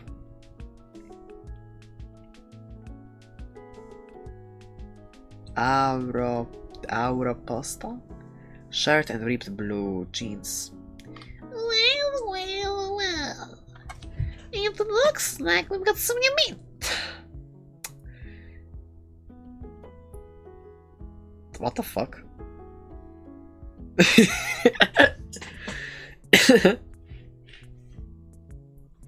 Suddenly, two other kids appeared. One was super skinny, and the other one was huge. Well, since you're new here, I'd like to introduce yourselves over here with Cave. Jeff and Leo looked over the skinny bitch. He had a dopey face that you would expect a sidekick to have. And he's Troy. They looked over at the fat kid. Talk about a tub of lard. This kid looked like he couldn't exercise since he was crawling. He hadn't exercised since he was hungry. And I, said the first kid, I am Randy. Now for all the kids in this neighborhood, there's a small breast for the bus fare. if you catch my drift. Leo stood up. No, don't go, Ayako. No. No. You stopped, ready to punch the lights of the kid's eyes, when one of his friends pulled out a knife on him.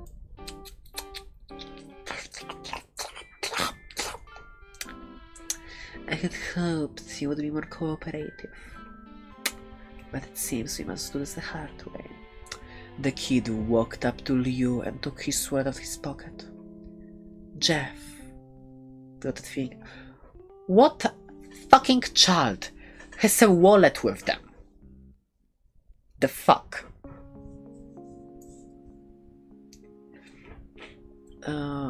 The kid walked up to Liu and his uncle. Jeff got a free finger.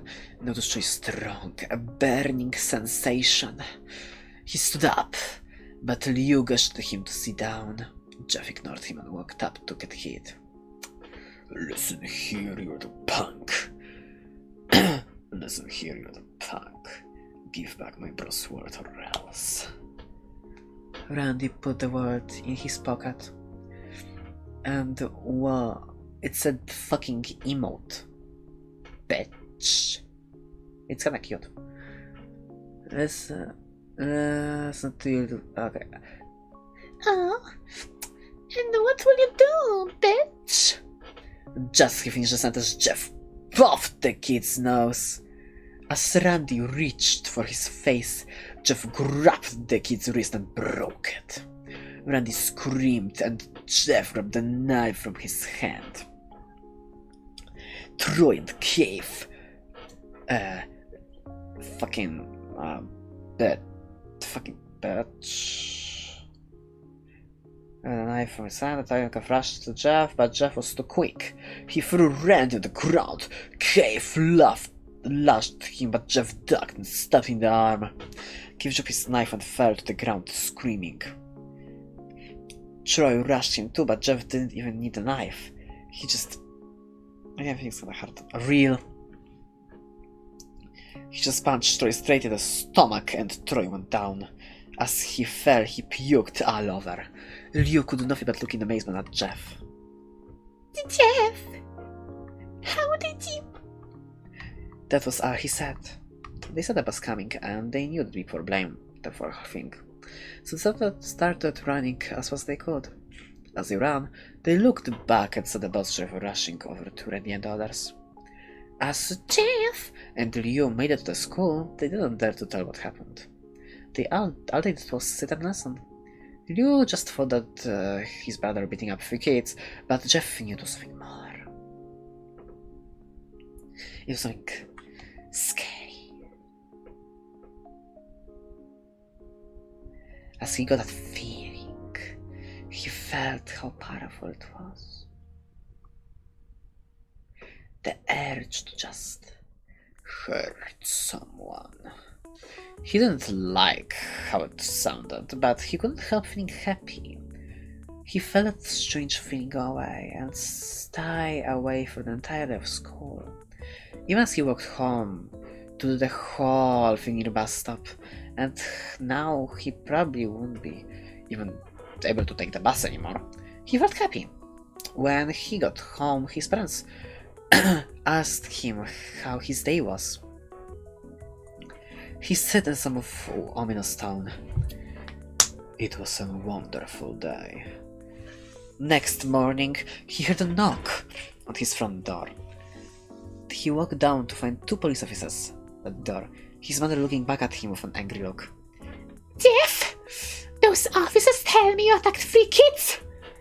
And it wasn't even regular fighting. They were stopped, son. Jeff's gaze fell to the throne. Mom, they were the ones who pulled the knives on me and Leo. Son.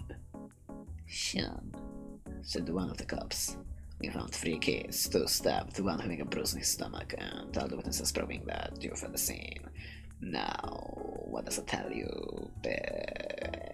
Watch. Jeff knew it was no use. He could say he knew him attacked, but then there was no proof of it. Yeah, so there was no proof of you actually fucking beating them, and also you're a child, so like you can go to jail anyway. Bitch. This story is so fucking stupid, holy shit. Attack, but there's no proof of the attack. They couldn't say that they weren't fleeting because the truth was they thought. So Jeff couldn't defend himself or you. Son. Calm down your brother. Jeff couldn't do it. This was for him who beat up the kids. Sir. Sir. It was me. I was the one to beat up the kids. You tried to hold me back, but he couldn't stop me. The cop looked at his partner and both nod. Well, kid, looks like a year in juvie. Bruh. Wait! Says Leo. The eye look up to see him holding a knife. The officer pulled her guns and looked at Leo. It was me! I beat up those little punks! I have marks to prove it! He lifted up his sleeves to reveal cuts and bruises, as if he was in a struggle. Son, put the knife down, said the officer. Liu held up the knife and dropped to the ground. He put his hands up and walked over to the cops. No! Liu! It was me, I did it! Huh? Poor bro. Trying to take the blame for what I did. Well, take me away! What a drama queen. Just want to put her hands on his shoulder. Jeff, please. You don't have to lie. We know it's Leo. You can't stop. Jeff watched helplessly as the cop car spilled off with you inside. A few minutes later, Jeff dad pulled up to start seeing Jeff's face and knowing something went wrong. Son, what is it? Jeff couldn't answer. His vocal cords were strained from crying. Instead, Jeff's mother walked his father inside to break the bad news to him as Jeff wept in a driveway. After an hour or so, Jeff walked to the house seeing his parents were both shocked and sad and disappointed. He couldn't look at them. He couldn't see how they thought of Leo when it was his fault.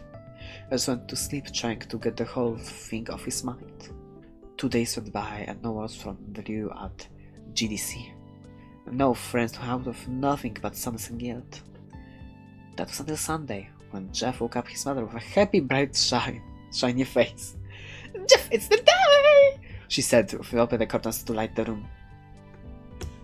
What is today? Oh, it's Bree's party! Oh yeah, your son was arrested. Time to have a party, let's fucking go. Mom, you're joking, right? You don't expect me to go to some kid's party after... Wow, a child being more sensible than an adult. Where have I seen that before? Yes, we both know that. What happened? I think the party could be a thing that brightens up the past days. Now get dressed, bitch.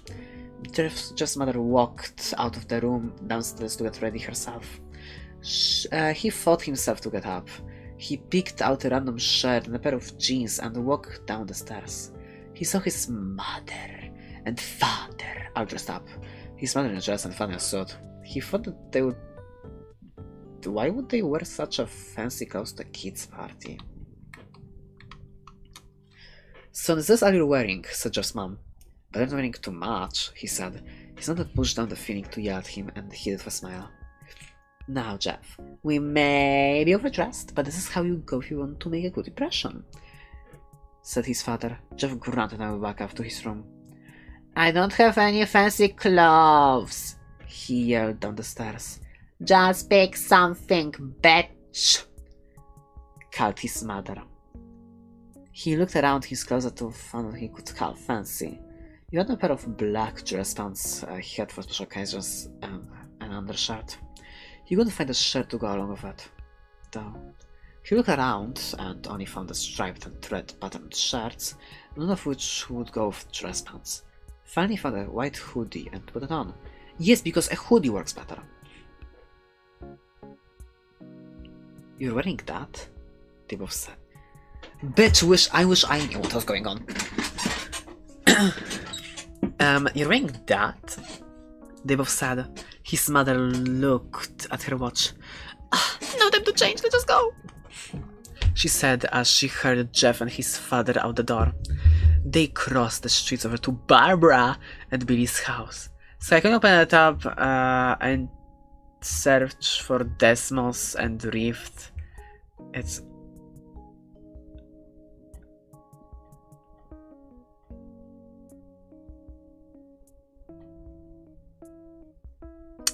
What the fuck are you talking to me about? What the fuck? I didn't go to graphic design to do math. What the fuck do you think I will do? Fuck this! No, fuck math.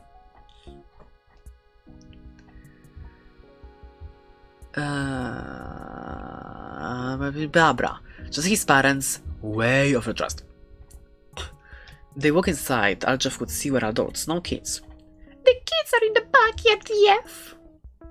How about you go and meet some of them? Jeff walked outside to the yard full of kids.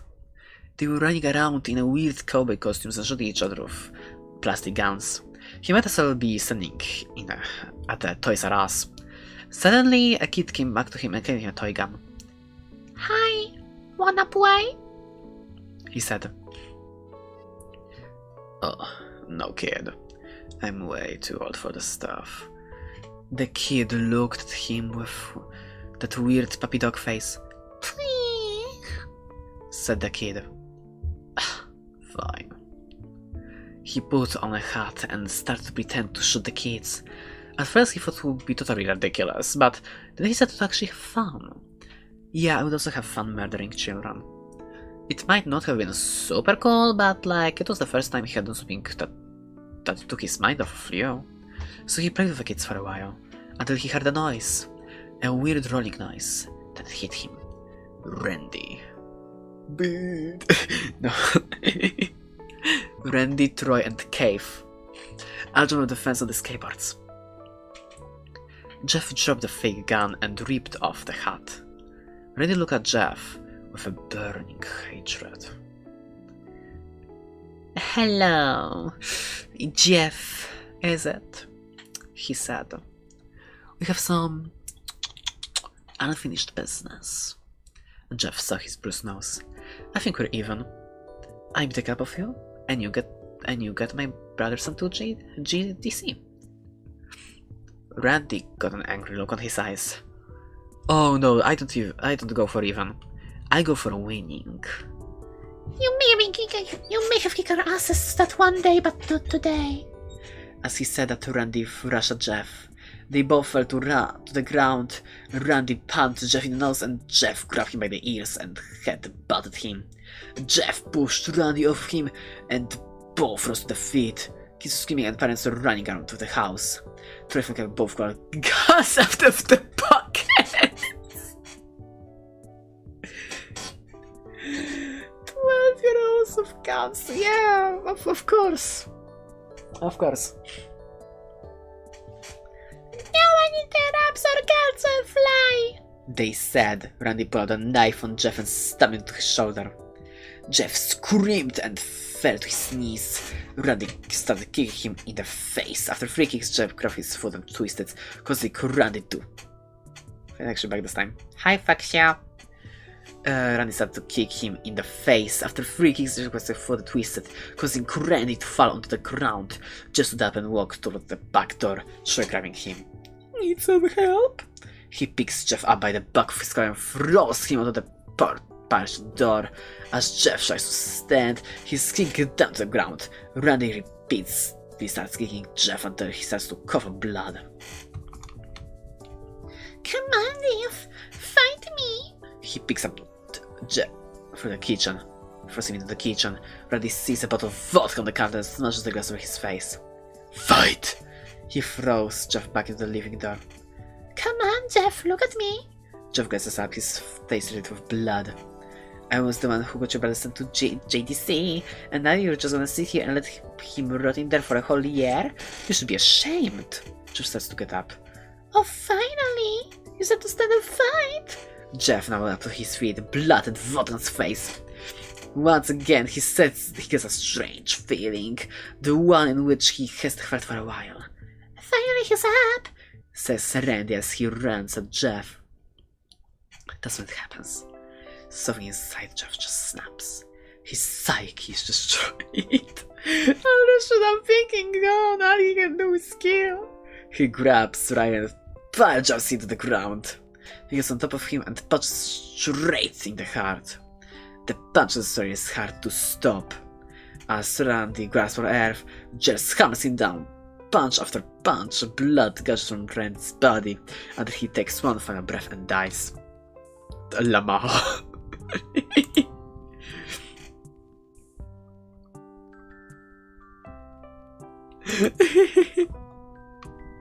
Yes, I know, Nar. I'll go to sleep after this.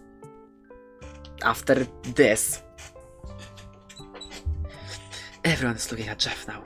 The parents, the crying kids, even Troy and Cave, although they easily break from the gaze to the point of the guns at Jeff. Bruh. Jeff gets thin of him and runs on the stairs. As he runs, Troy and Cave let off fire at him, each shot missing. Jeff runs up the stairs. He hears Troy and Cave fall out behind. As they let out final round of bullets, Jeff ducks into the bathroom. He grabs the towel rack and rips it off the wall. Troy and Cave raise their knives ready. Troy swings his knife at Jeff, who backs away and bangs the towel rack in Troy's face. Troy goes down hard, and now all is left is Cave. He is more agile than Troy though. He ducks when Jeff swings the towel rack. He dropped the knife and grabbed Jeff by the neck. He pushed him into the wall. A thing of bleach fell down on top of him from the top shelf. It burned both of them, and they tried to scream. Jeff wiped his eyes as best he could. He pulled back the towel rack and swung it straight into Cave's head. As he lays there bleeding to death, he let out a smile. "What's so funny?" asked Jeff. Cave put a light and switched up.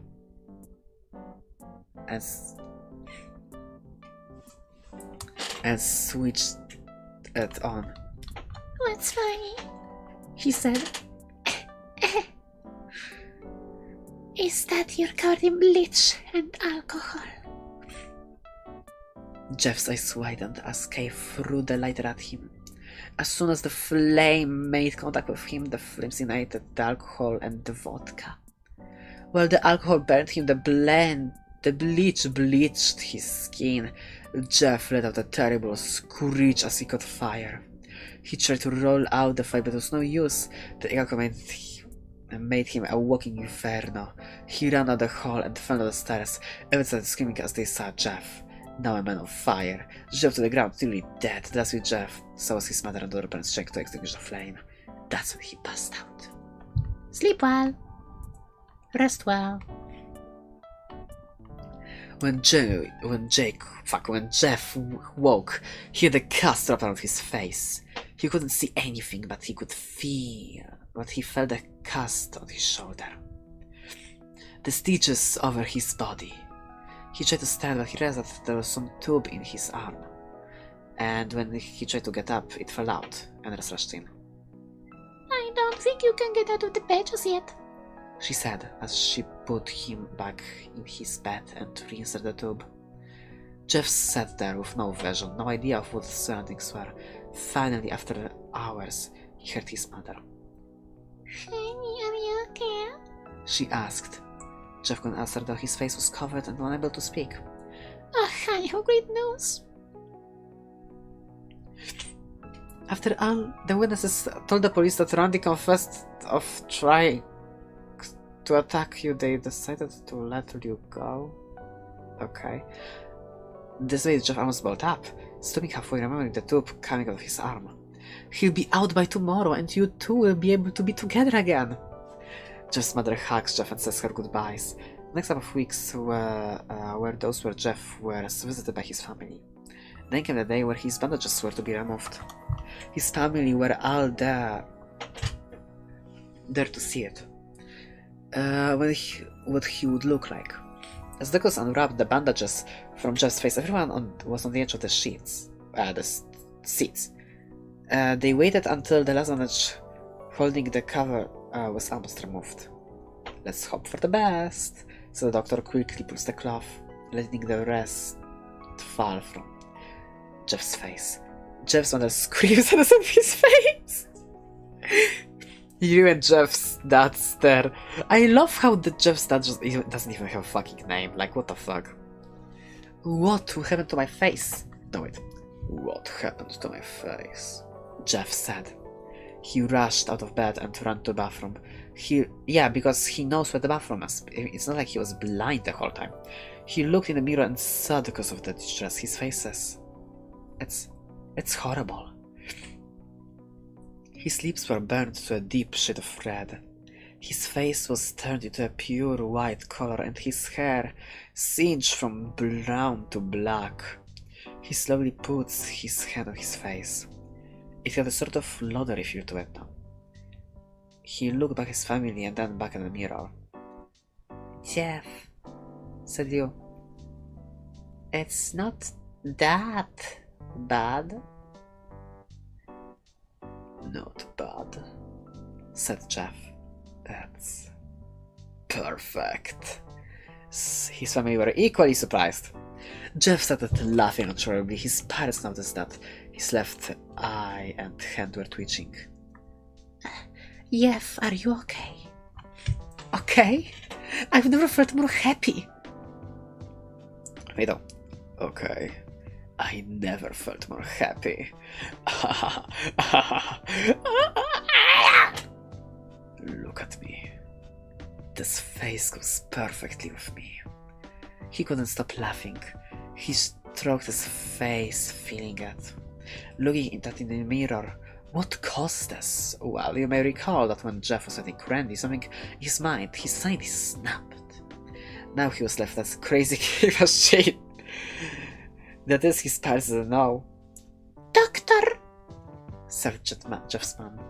"Is my son alright, in the head?" "I know, right?" "Oh yes, the behavior is typical for patients that have taken a very large amount of painkillers. If his behavior doesn't change in a few weeks, bring him back here and we'll get a psychological test." "Oh, thank you, doctor." Jeff's mother went over to Jeff. "Jeffy, sweetie, it's time to go." Jeff looks away from the mirror, his face still formed a crazy smile. "Okay, mommy. Ha ha ha." He started talking about the shoulder to get him into his clothes. This is a game that's... I don't know.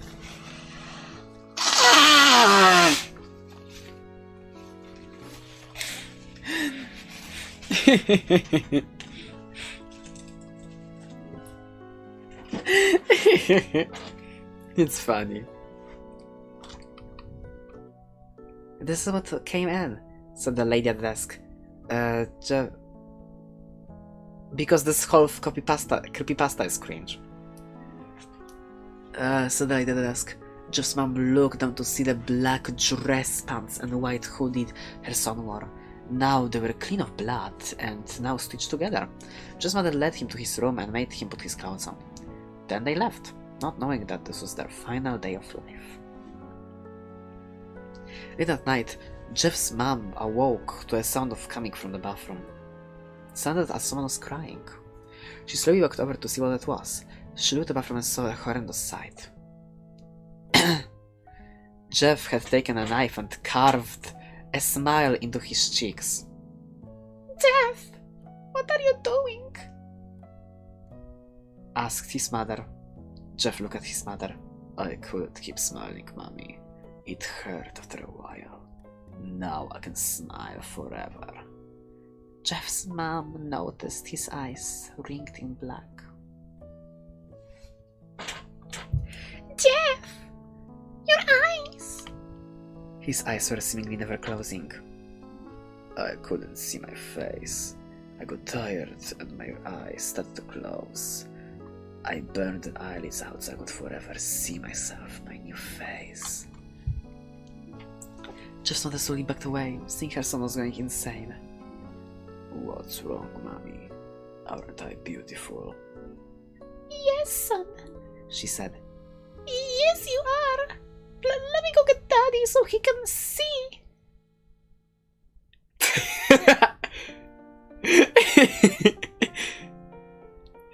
Bitch, that's like 4 of my PCs! What the fuck, 4K? So he can see your face. She ran to the room and shook Jeff's dad from his sleep. Honey, get the gun. Wait. She stopped as she saw Jeff in the doorway, holding a knife.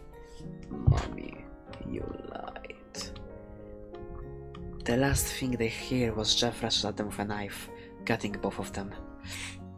His brother Liu woke up, startled by some noise. He didn't hear anything else, so he just shut his eyes and tried to go back to sleep. As he was on the verge of slumber, it was a strange thing that someone was watching him. He looked up before Jeff's hand covered his mouth. He slowly raised his knife to plan, ready to plunge into Liu. Liu thrashed here and there, trying to escape Jeff's grip.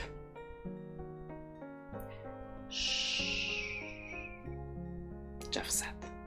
Just go to sleep. Yay!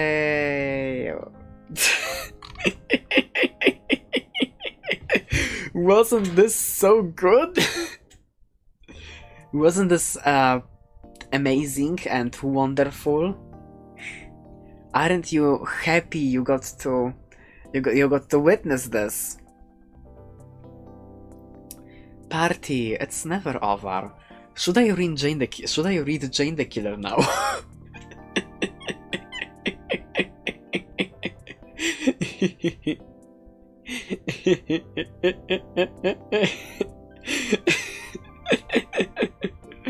It's never over.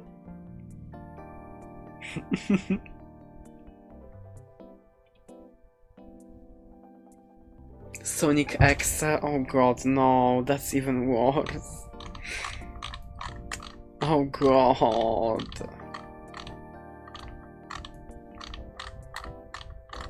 Okay.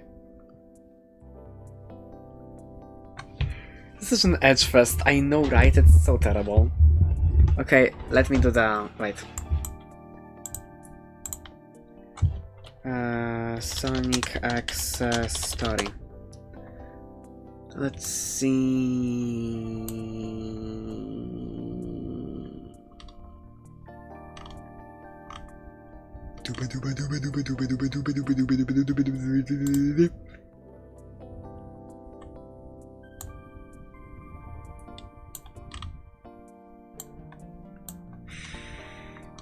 Oh god. It's okay, I will sleep at 1 or when I finish this. Don't worry, Nar, I will wake up early, I promise. I'll be fine. It's still 8 hours, 8 to 9. See? Healthy. I'm a total Sonic the Hedgehog fan, just like everybody else. Like, the newer game, I like the newer games, but I don't mind playing the classics. I don't think I've ever played the glitch or hack game before, though I don't think I want to play any of the after the experience I had.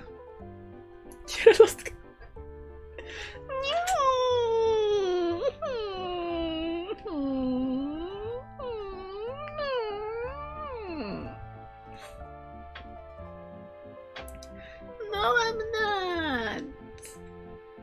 Bitch.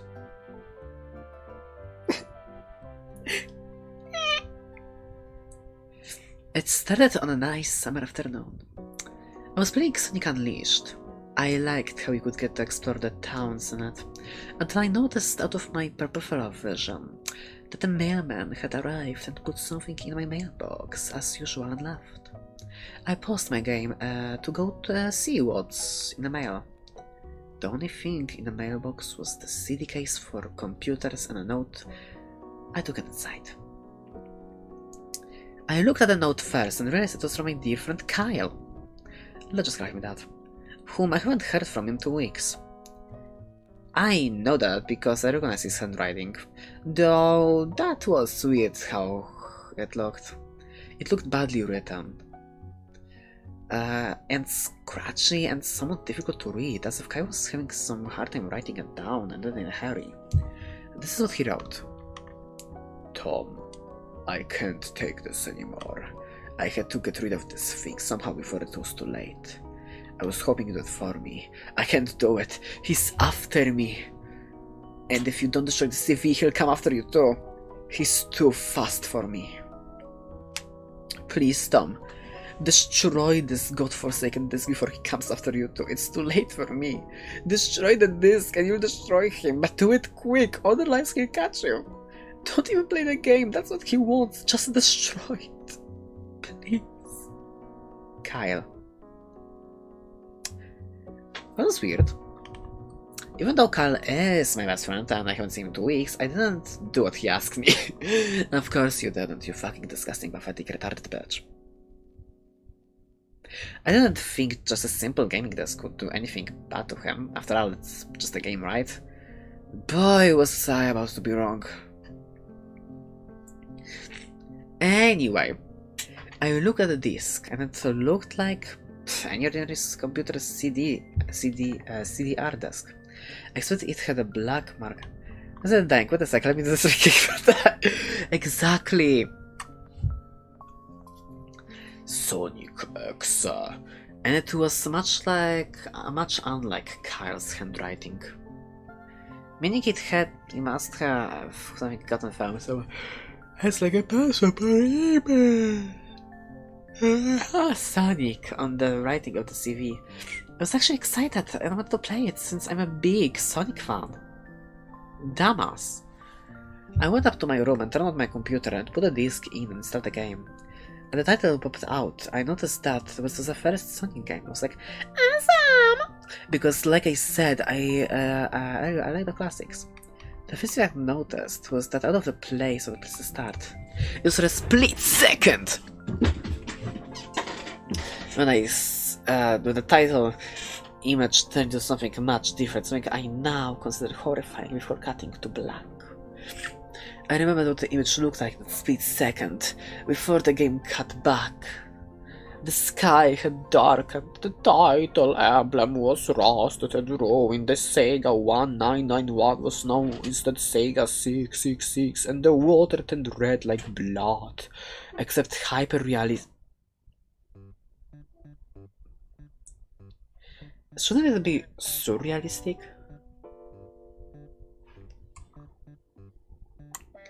I'm pretty sure this is not grammatically correct. I don't even have a Facebook. Bitch.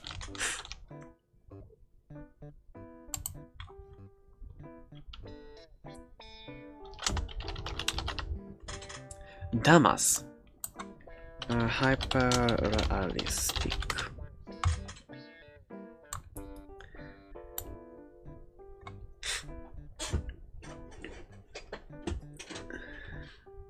Realism in art characterized by the description of surreal life in an unusual, striking manner.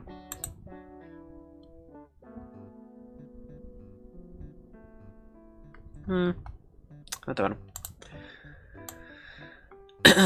It's okay. The rest is either asleep or gone. Everyone will die. That's a small price to pay to remove your wrong opinion from this world.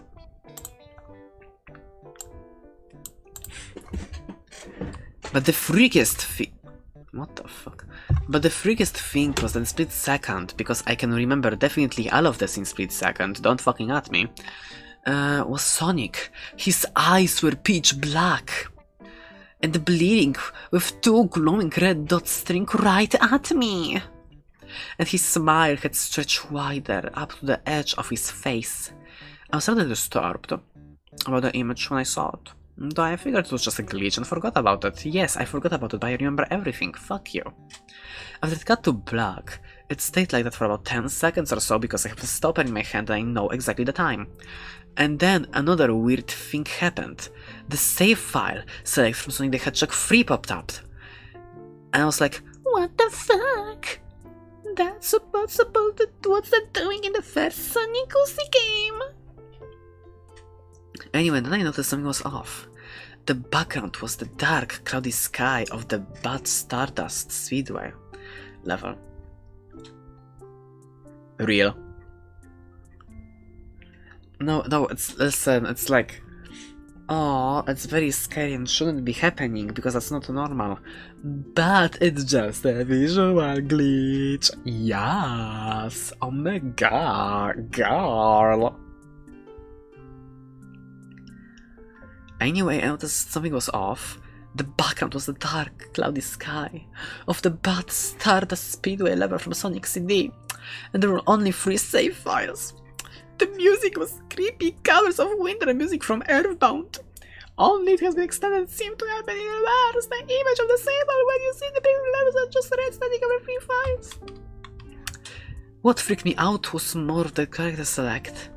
It showed only Tails, Knuckles, and to my surprise, Dr. Robotnik!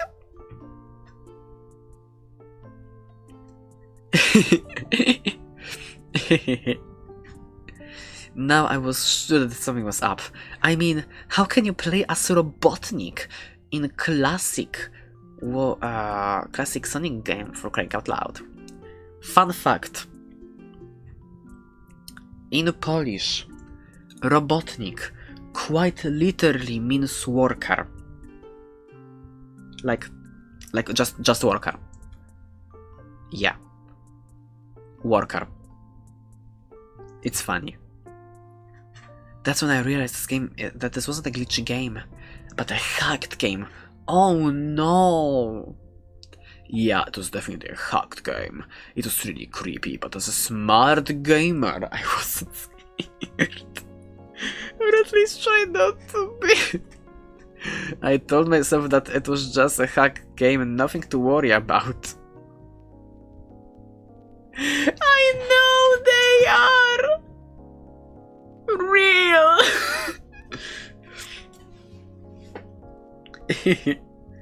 Anyways, again, shaking off the creeped out feeling, I picked Sky file so you get to see that the Robotnik Husi that you can't play as is suddenly playable, and you say, nah, fuck that, I play Tails. Bitch. Out of the most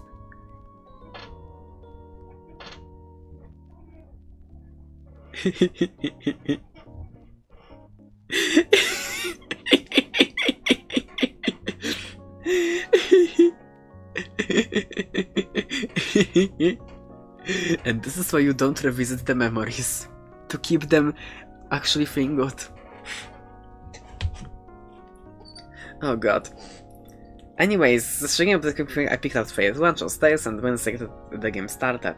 The game froze for about 5 seconds because I have a stopper with me, and I heard. This was just about the game. Unreal. Just fucking this. I mean, you get a disc, and you're like, please destroy it, destroy it, destroy it. I couldn't, please destroy it. And like, I'ma play this. Like, bitch, just go. Boom, you're done. Just go. Boom. It's a disc. It's easy. Yeah, we don't want it to end up like this.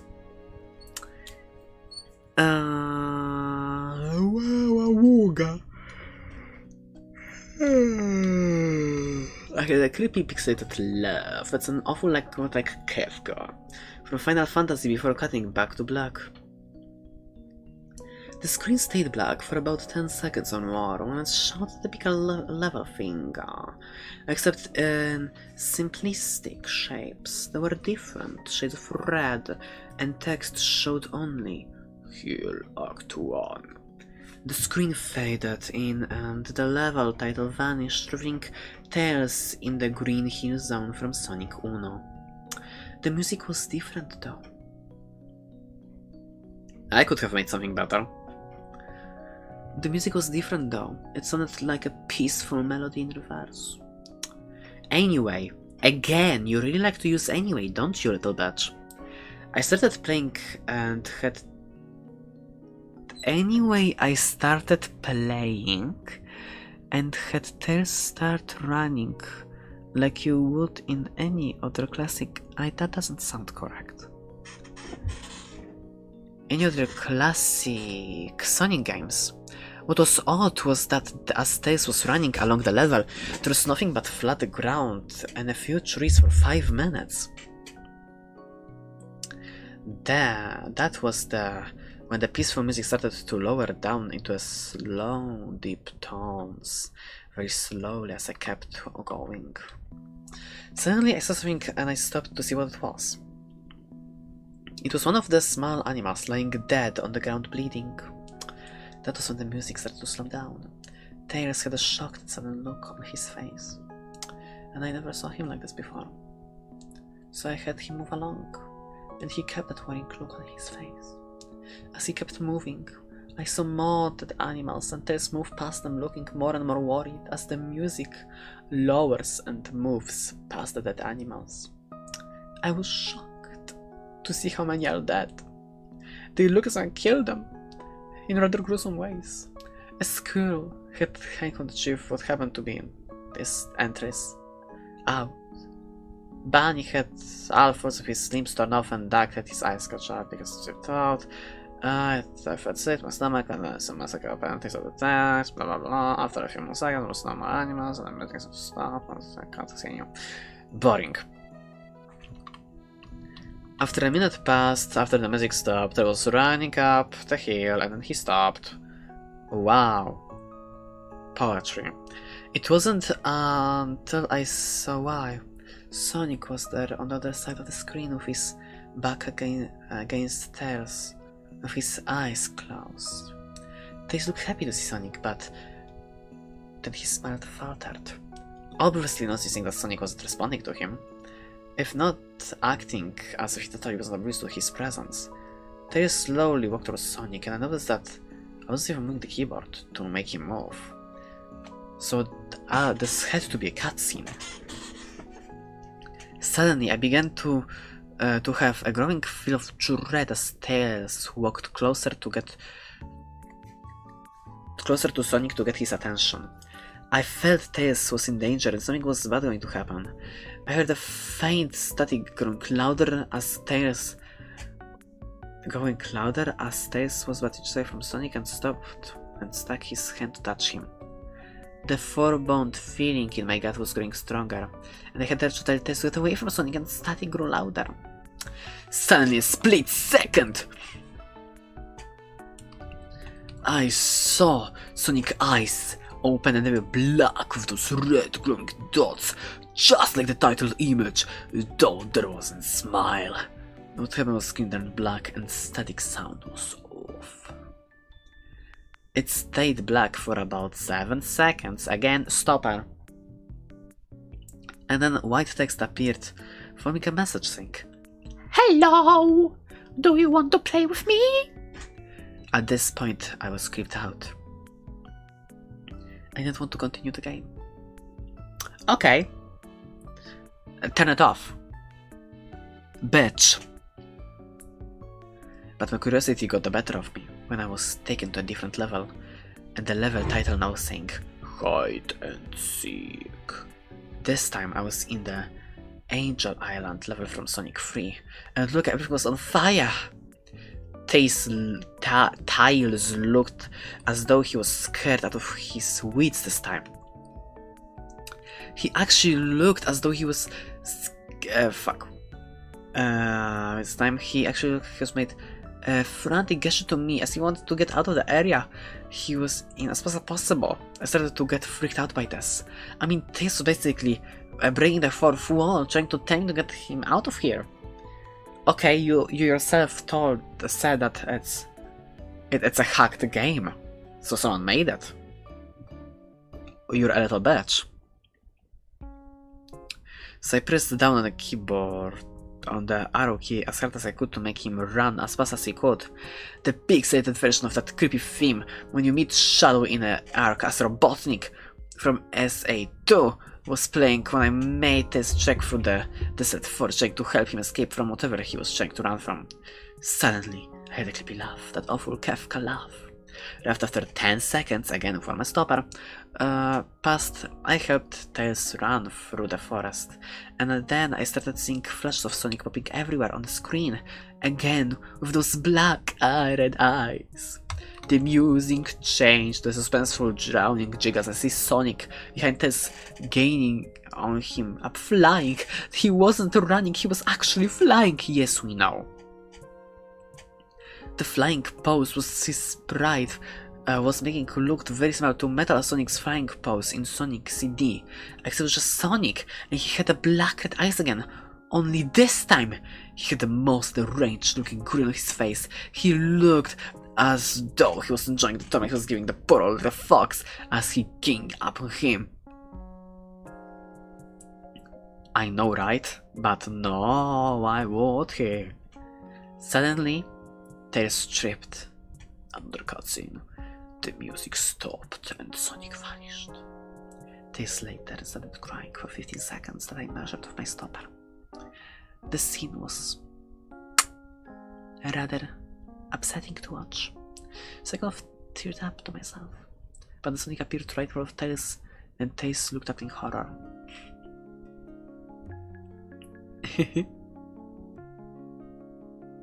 Blood started to come out of those blackened eyes of Sonic as a grin slowly grew on his face and he looked at the terrified fox. I could nothing but watch and turn off the PC. Bitch. In just a split second, because I have a photographic memory, Sonic Ledger Tails right before the screen went black. There was a loud screeching noise that only lasted for 5 seconds. The text turned to the same, set you to slow, try again, and then a god of a laugh came with it. I know, right? It's so stupid! Merda! Yes, that's the point. I was so shocked by what happened. That Sonic murdered Tails. No! He couldn't be a bitch! They're best friends, right? Why'd Sonic do it to him? It's a fucking hack. You're being a little bitch. Just destroy the disc. Real.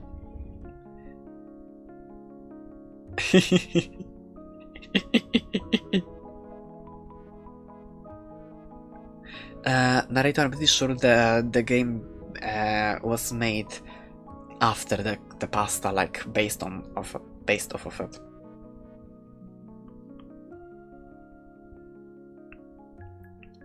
I shook. The shock of us was brought back to the character select. The save file had taste different. Taste was no longer in the box itself but the screen itself, which was flickering for red static. Tails' expression scared me. His eyes were black and bleeding, his orange forehead gone black, and his expression of anguish on his face. Trying to ignore it, I picked Knuckles first. Why? The laugh came again and cut to black, and stayed for 10 seconds because I have a stopper on hand and count everything. At the time said you can't run. I was really freaked out by this, but I couldn't tell if it was a glitch or a hack. Bitch, you just said it was a glitch. You fucking hack, you're a dumb bitch. I was going to think this a joke or anything happened, but besides my fear of what happened next, I kept playing. The next level looked much different and heading into the scrap brain zone, but in the sky, account looked like a main menu. It had red ocean sky, it was the music creeped me out, and it was some like gigabytes theme after you beat Pokey in Earth mode. Who the fuck is Earth mode? Oh god.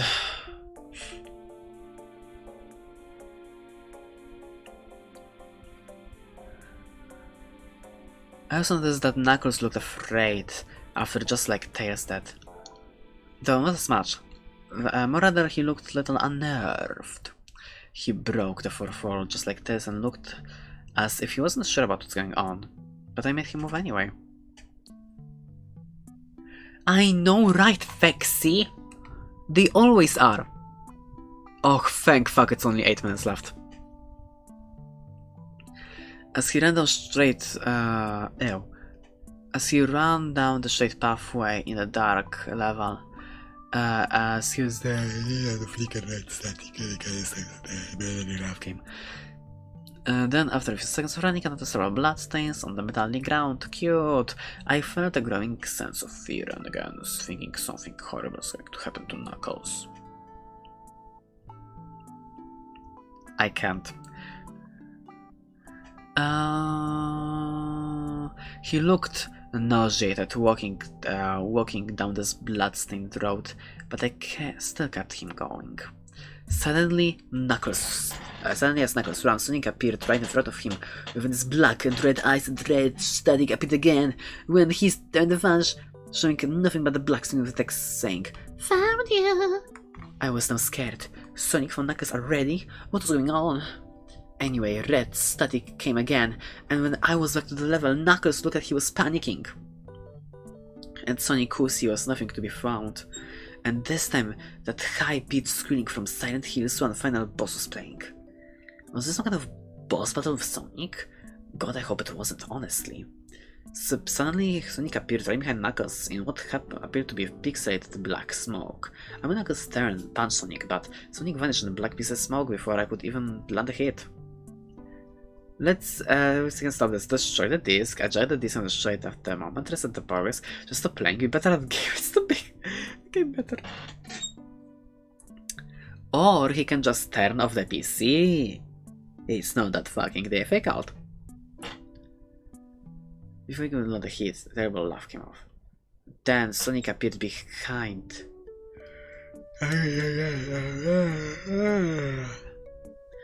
Then Sonic vanished, again laughing.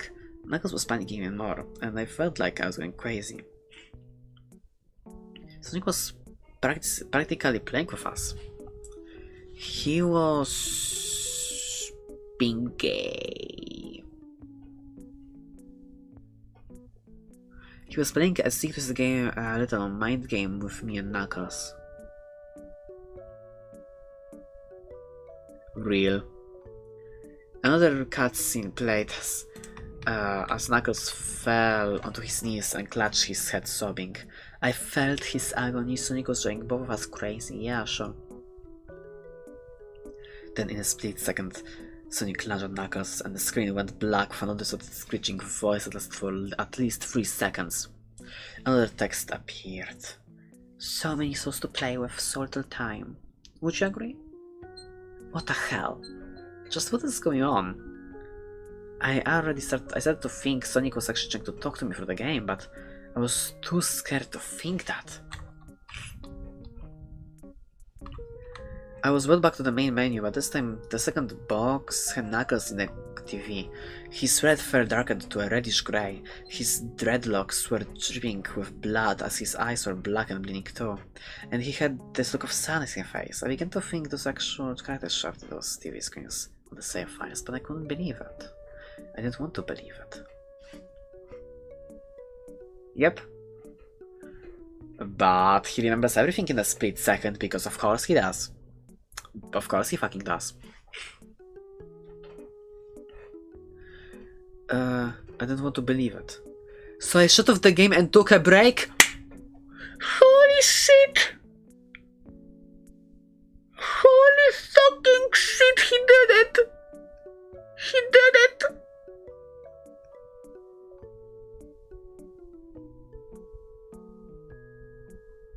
Thank fuck. I took a nap. I wish I hadn't, of course. Cause then I began to have the most disturbing nightmare. I was in a pitch black darkness, though I was under a light given off by a lamp that hung high above my head. I could hear cries of Knuckles and Tails nearby. They were saying stuff like, "Help us!" and "Why did you keep us from him?" and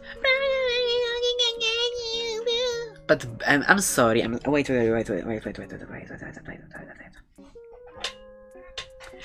Tails and Knuckles by themselves approached the Sonic Cusi in a fucking cutscene. It's your own mistake, you little pixel bitch. Your own fucking mistake, you stupid bitch. So shut the fuck up. Their cries died out as I heard Sonic laugh. His laugh. It sounded a lot like the distorted Kefka laugh, of course he did. You're a lot of fun to play with, kid, just like your friend Kyle. Though he didn't last long. I was scared and looking around the sort of voice. Won't be long until you join him and all my other friends. I saw him looking around me, flickering in and out of several directions. You can't run, kid. You're in my world now, just like the others. When he grabbed me and I saw his bleeding black and red-eyed, grinning face, I woke up in a fright. After a couple hours, it is to continue playing the game, you fucking stupid imbecile. I don't know why, but I had to know, I had to figure out why it was happening, so I turned on the computer, turned on the game, and decided about Nick next. Because you couldn't just go, oop, destroys the disk, crunch crunch, ASMR, kurwa. I still thought it was wacky playing as Robotnik, but anyway, the level's title appeared again, but this time it said DDD, which I found really freaky. This time I was in some kind of hallway. It didn't really look like it was any from the classic game, though it had the pixelated style. The floor was shiny and checkered, the walls were a dark grayish purple, with animated candle lights and a few dark bloodstains here and there.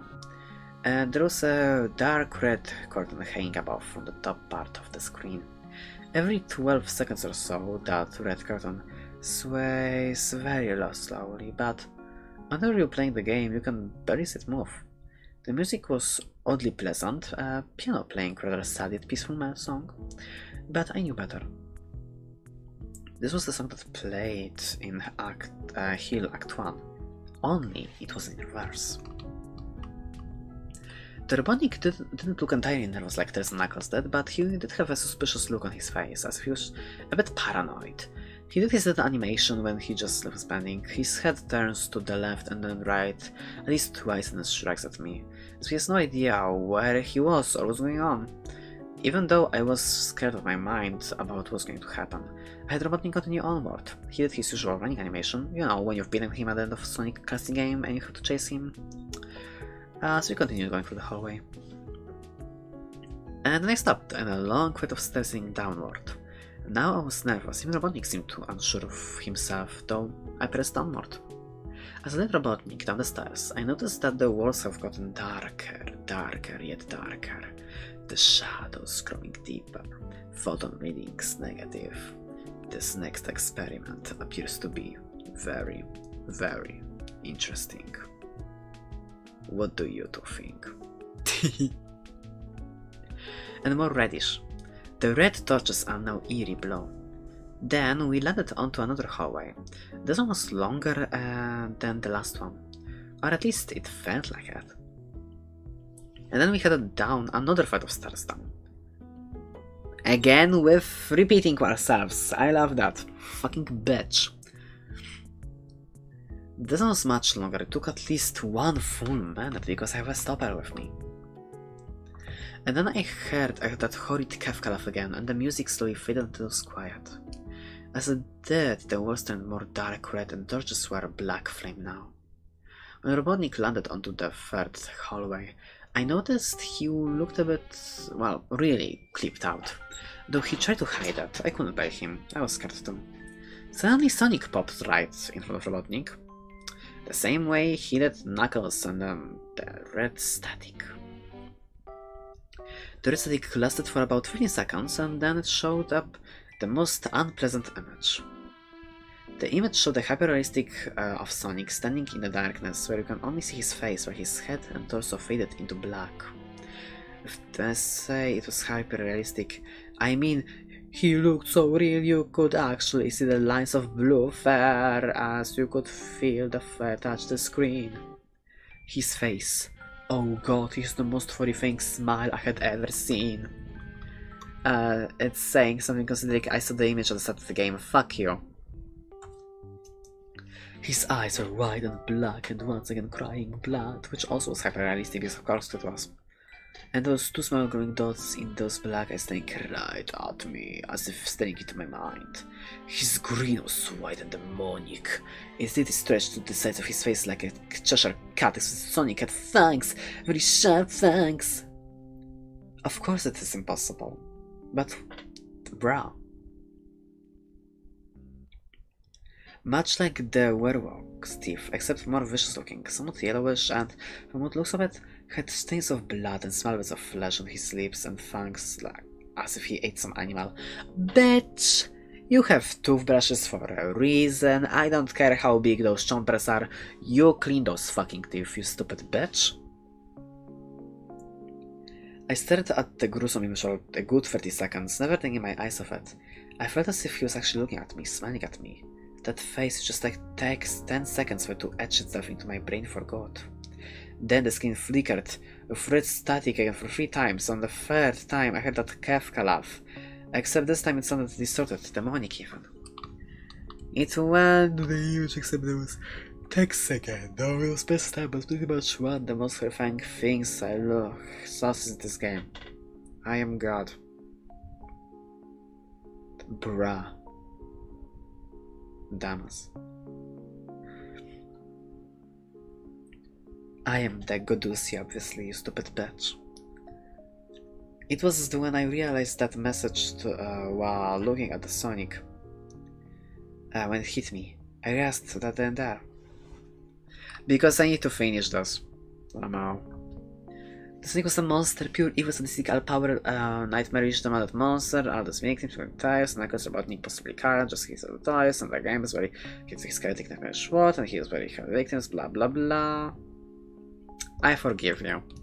Suddenly, in actual split second, because I obviously can get that, yay. I saw something lunge at the screen, stretching loud with his mouth wide open at a natural length, revealing nothing but literally spiraling abyss of pure darkness, nothing before dark, static image again, and then so it sounded like my eyes. Yeah, then grab my ears and the black static scratch for a good 7 seconds. Then stopped and showed nothing but black screen. As I sat there staring at the black screen, one last text came up. Ready for round 2. Bitch.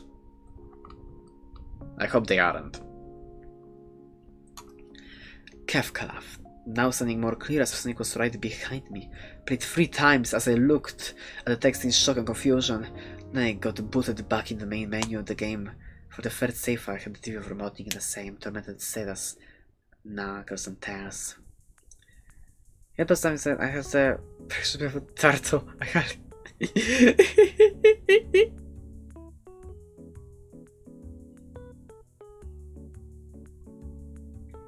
That's so bullshit.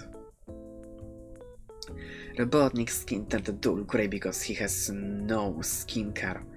His mustache dropped and had blackened. His eyeglasses broken, blood was coming from them, as well as the expression on his face. I looked at Tails like Robotnik and cried a bit. I pitied them, but the agony going through. They were forever trapped within the game, forever tormented to be with the horrid hedgehog. And always will be. The will shut itself off. I couldn't think back on no matter what I did. I said for 25 seconds because I have a stopper on me and counting. Sonic was the very embodiment of evil. He tortures you, play his games in more ways than one, and then when he gets bored, he drags you into the game itself, literally drags you to hell where he can play with you always like his toy. I can't get the game out of my computer. I think it's stuck in there, but at least I managed to turn it back now. What? Wait, Alba now. What? After I sat there for 25 seconds because again I have a stopper with me. Like, I had a voice behind me, like a whisper. Try to keep things interesting for me, Tom. I turned to see where the voice was coming from, and I saw it made me scream. Seated on my bed, staring right at me, was a Sonic plushie, smiling with bloodstains under his eyes.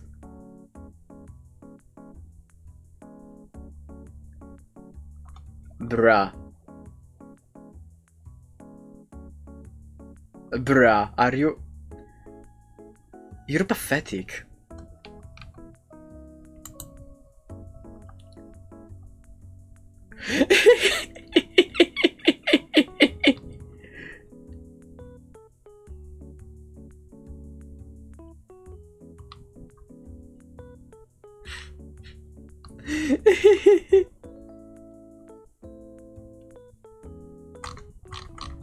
Yippee! We're done! Thank fuck!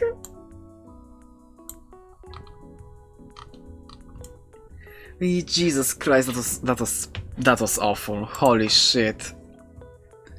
That was not enjoyable.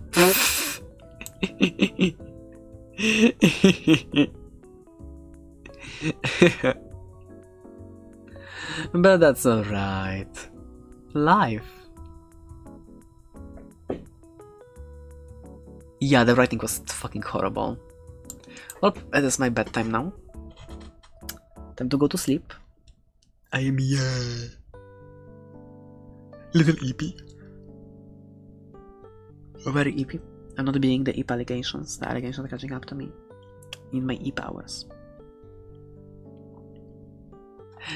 Enjoy your meal, Foxy. Have good nom-noms.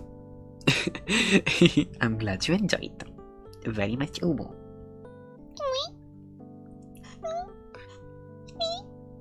Night night, people. Remember, if you want a body to sink, you need to cut open the stomach cavity. You can also throw rocks there to be sure, but it's not exactly needed. Meow. Bye bye.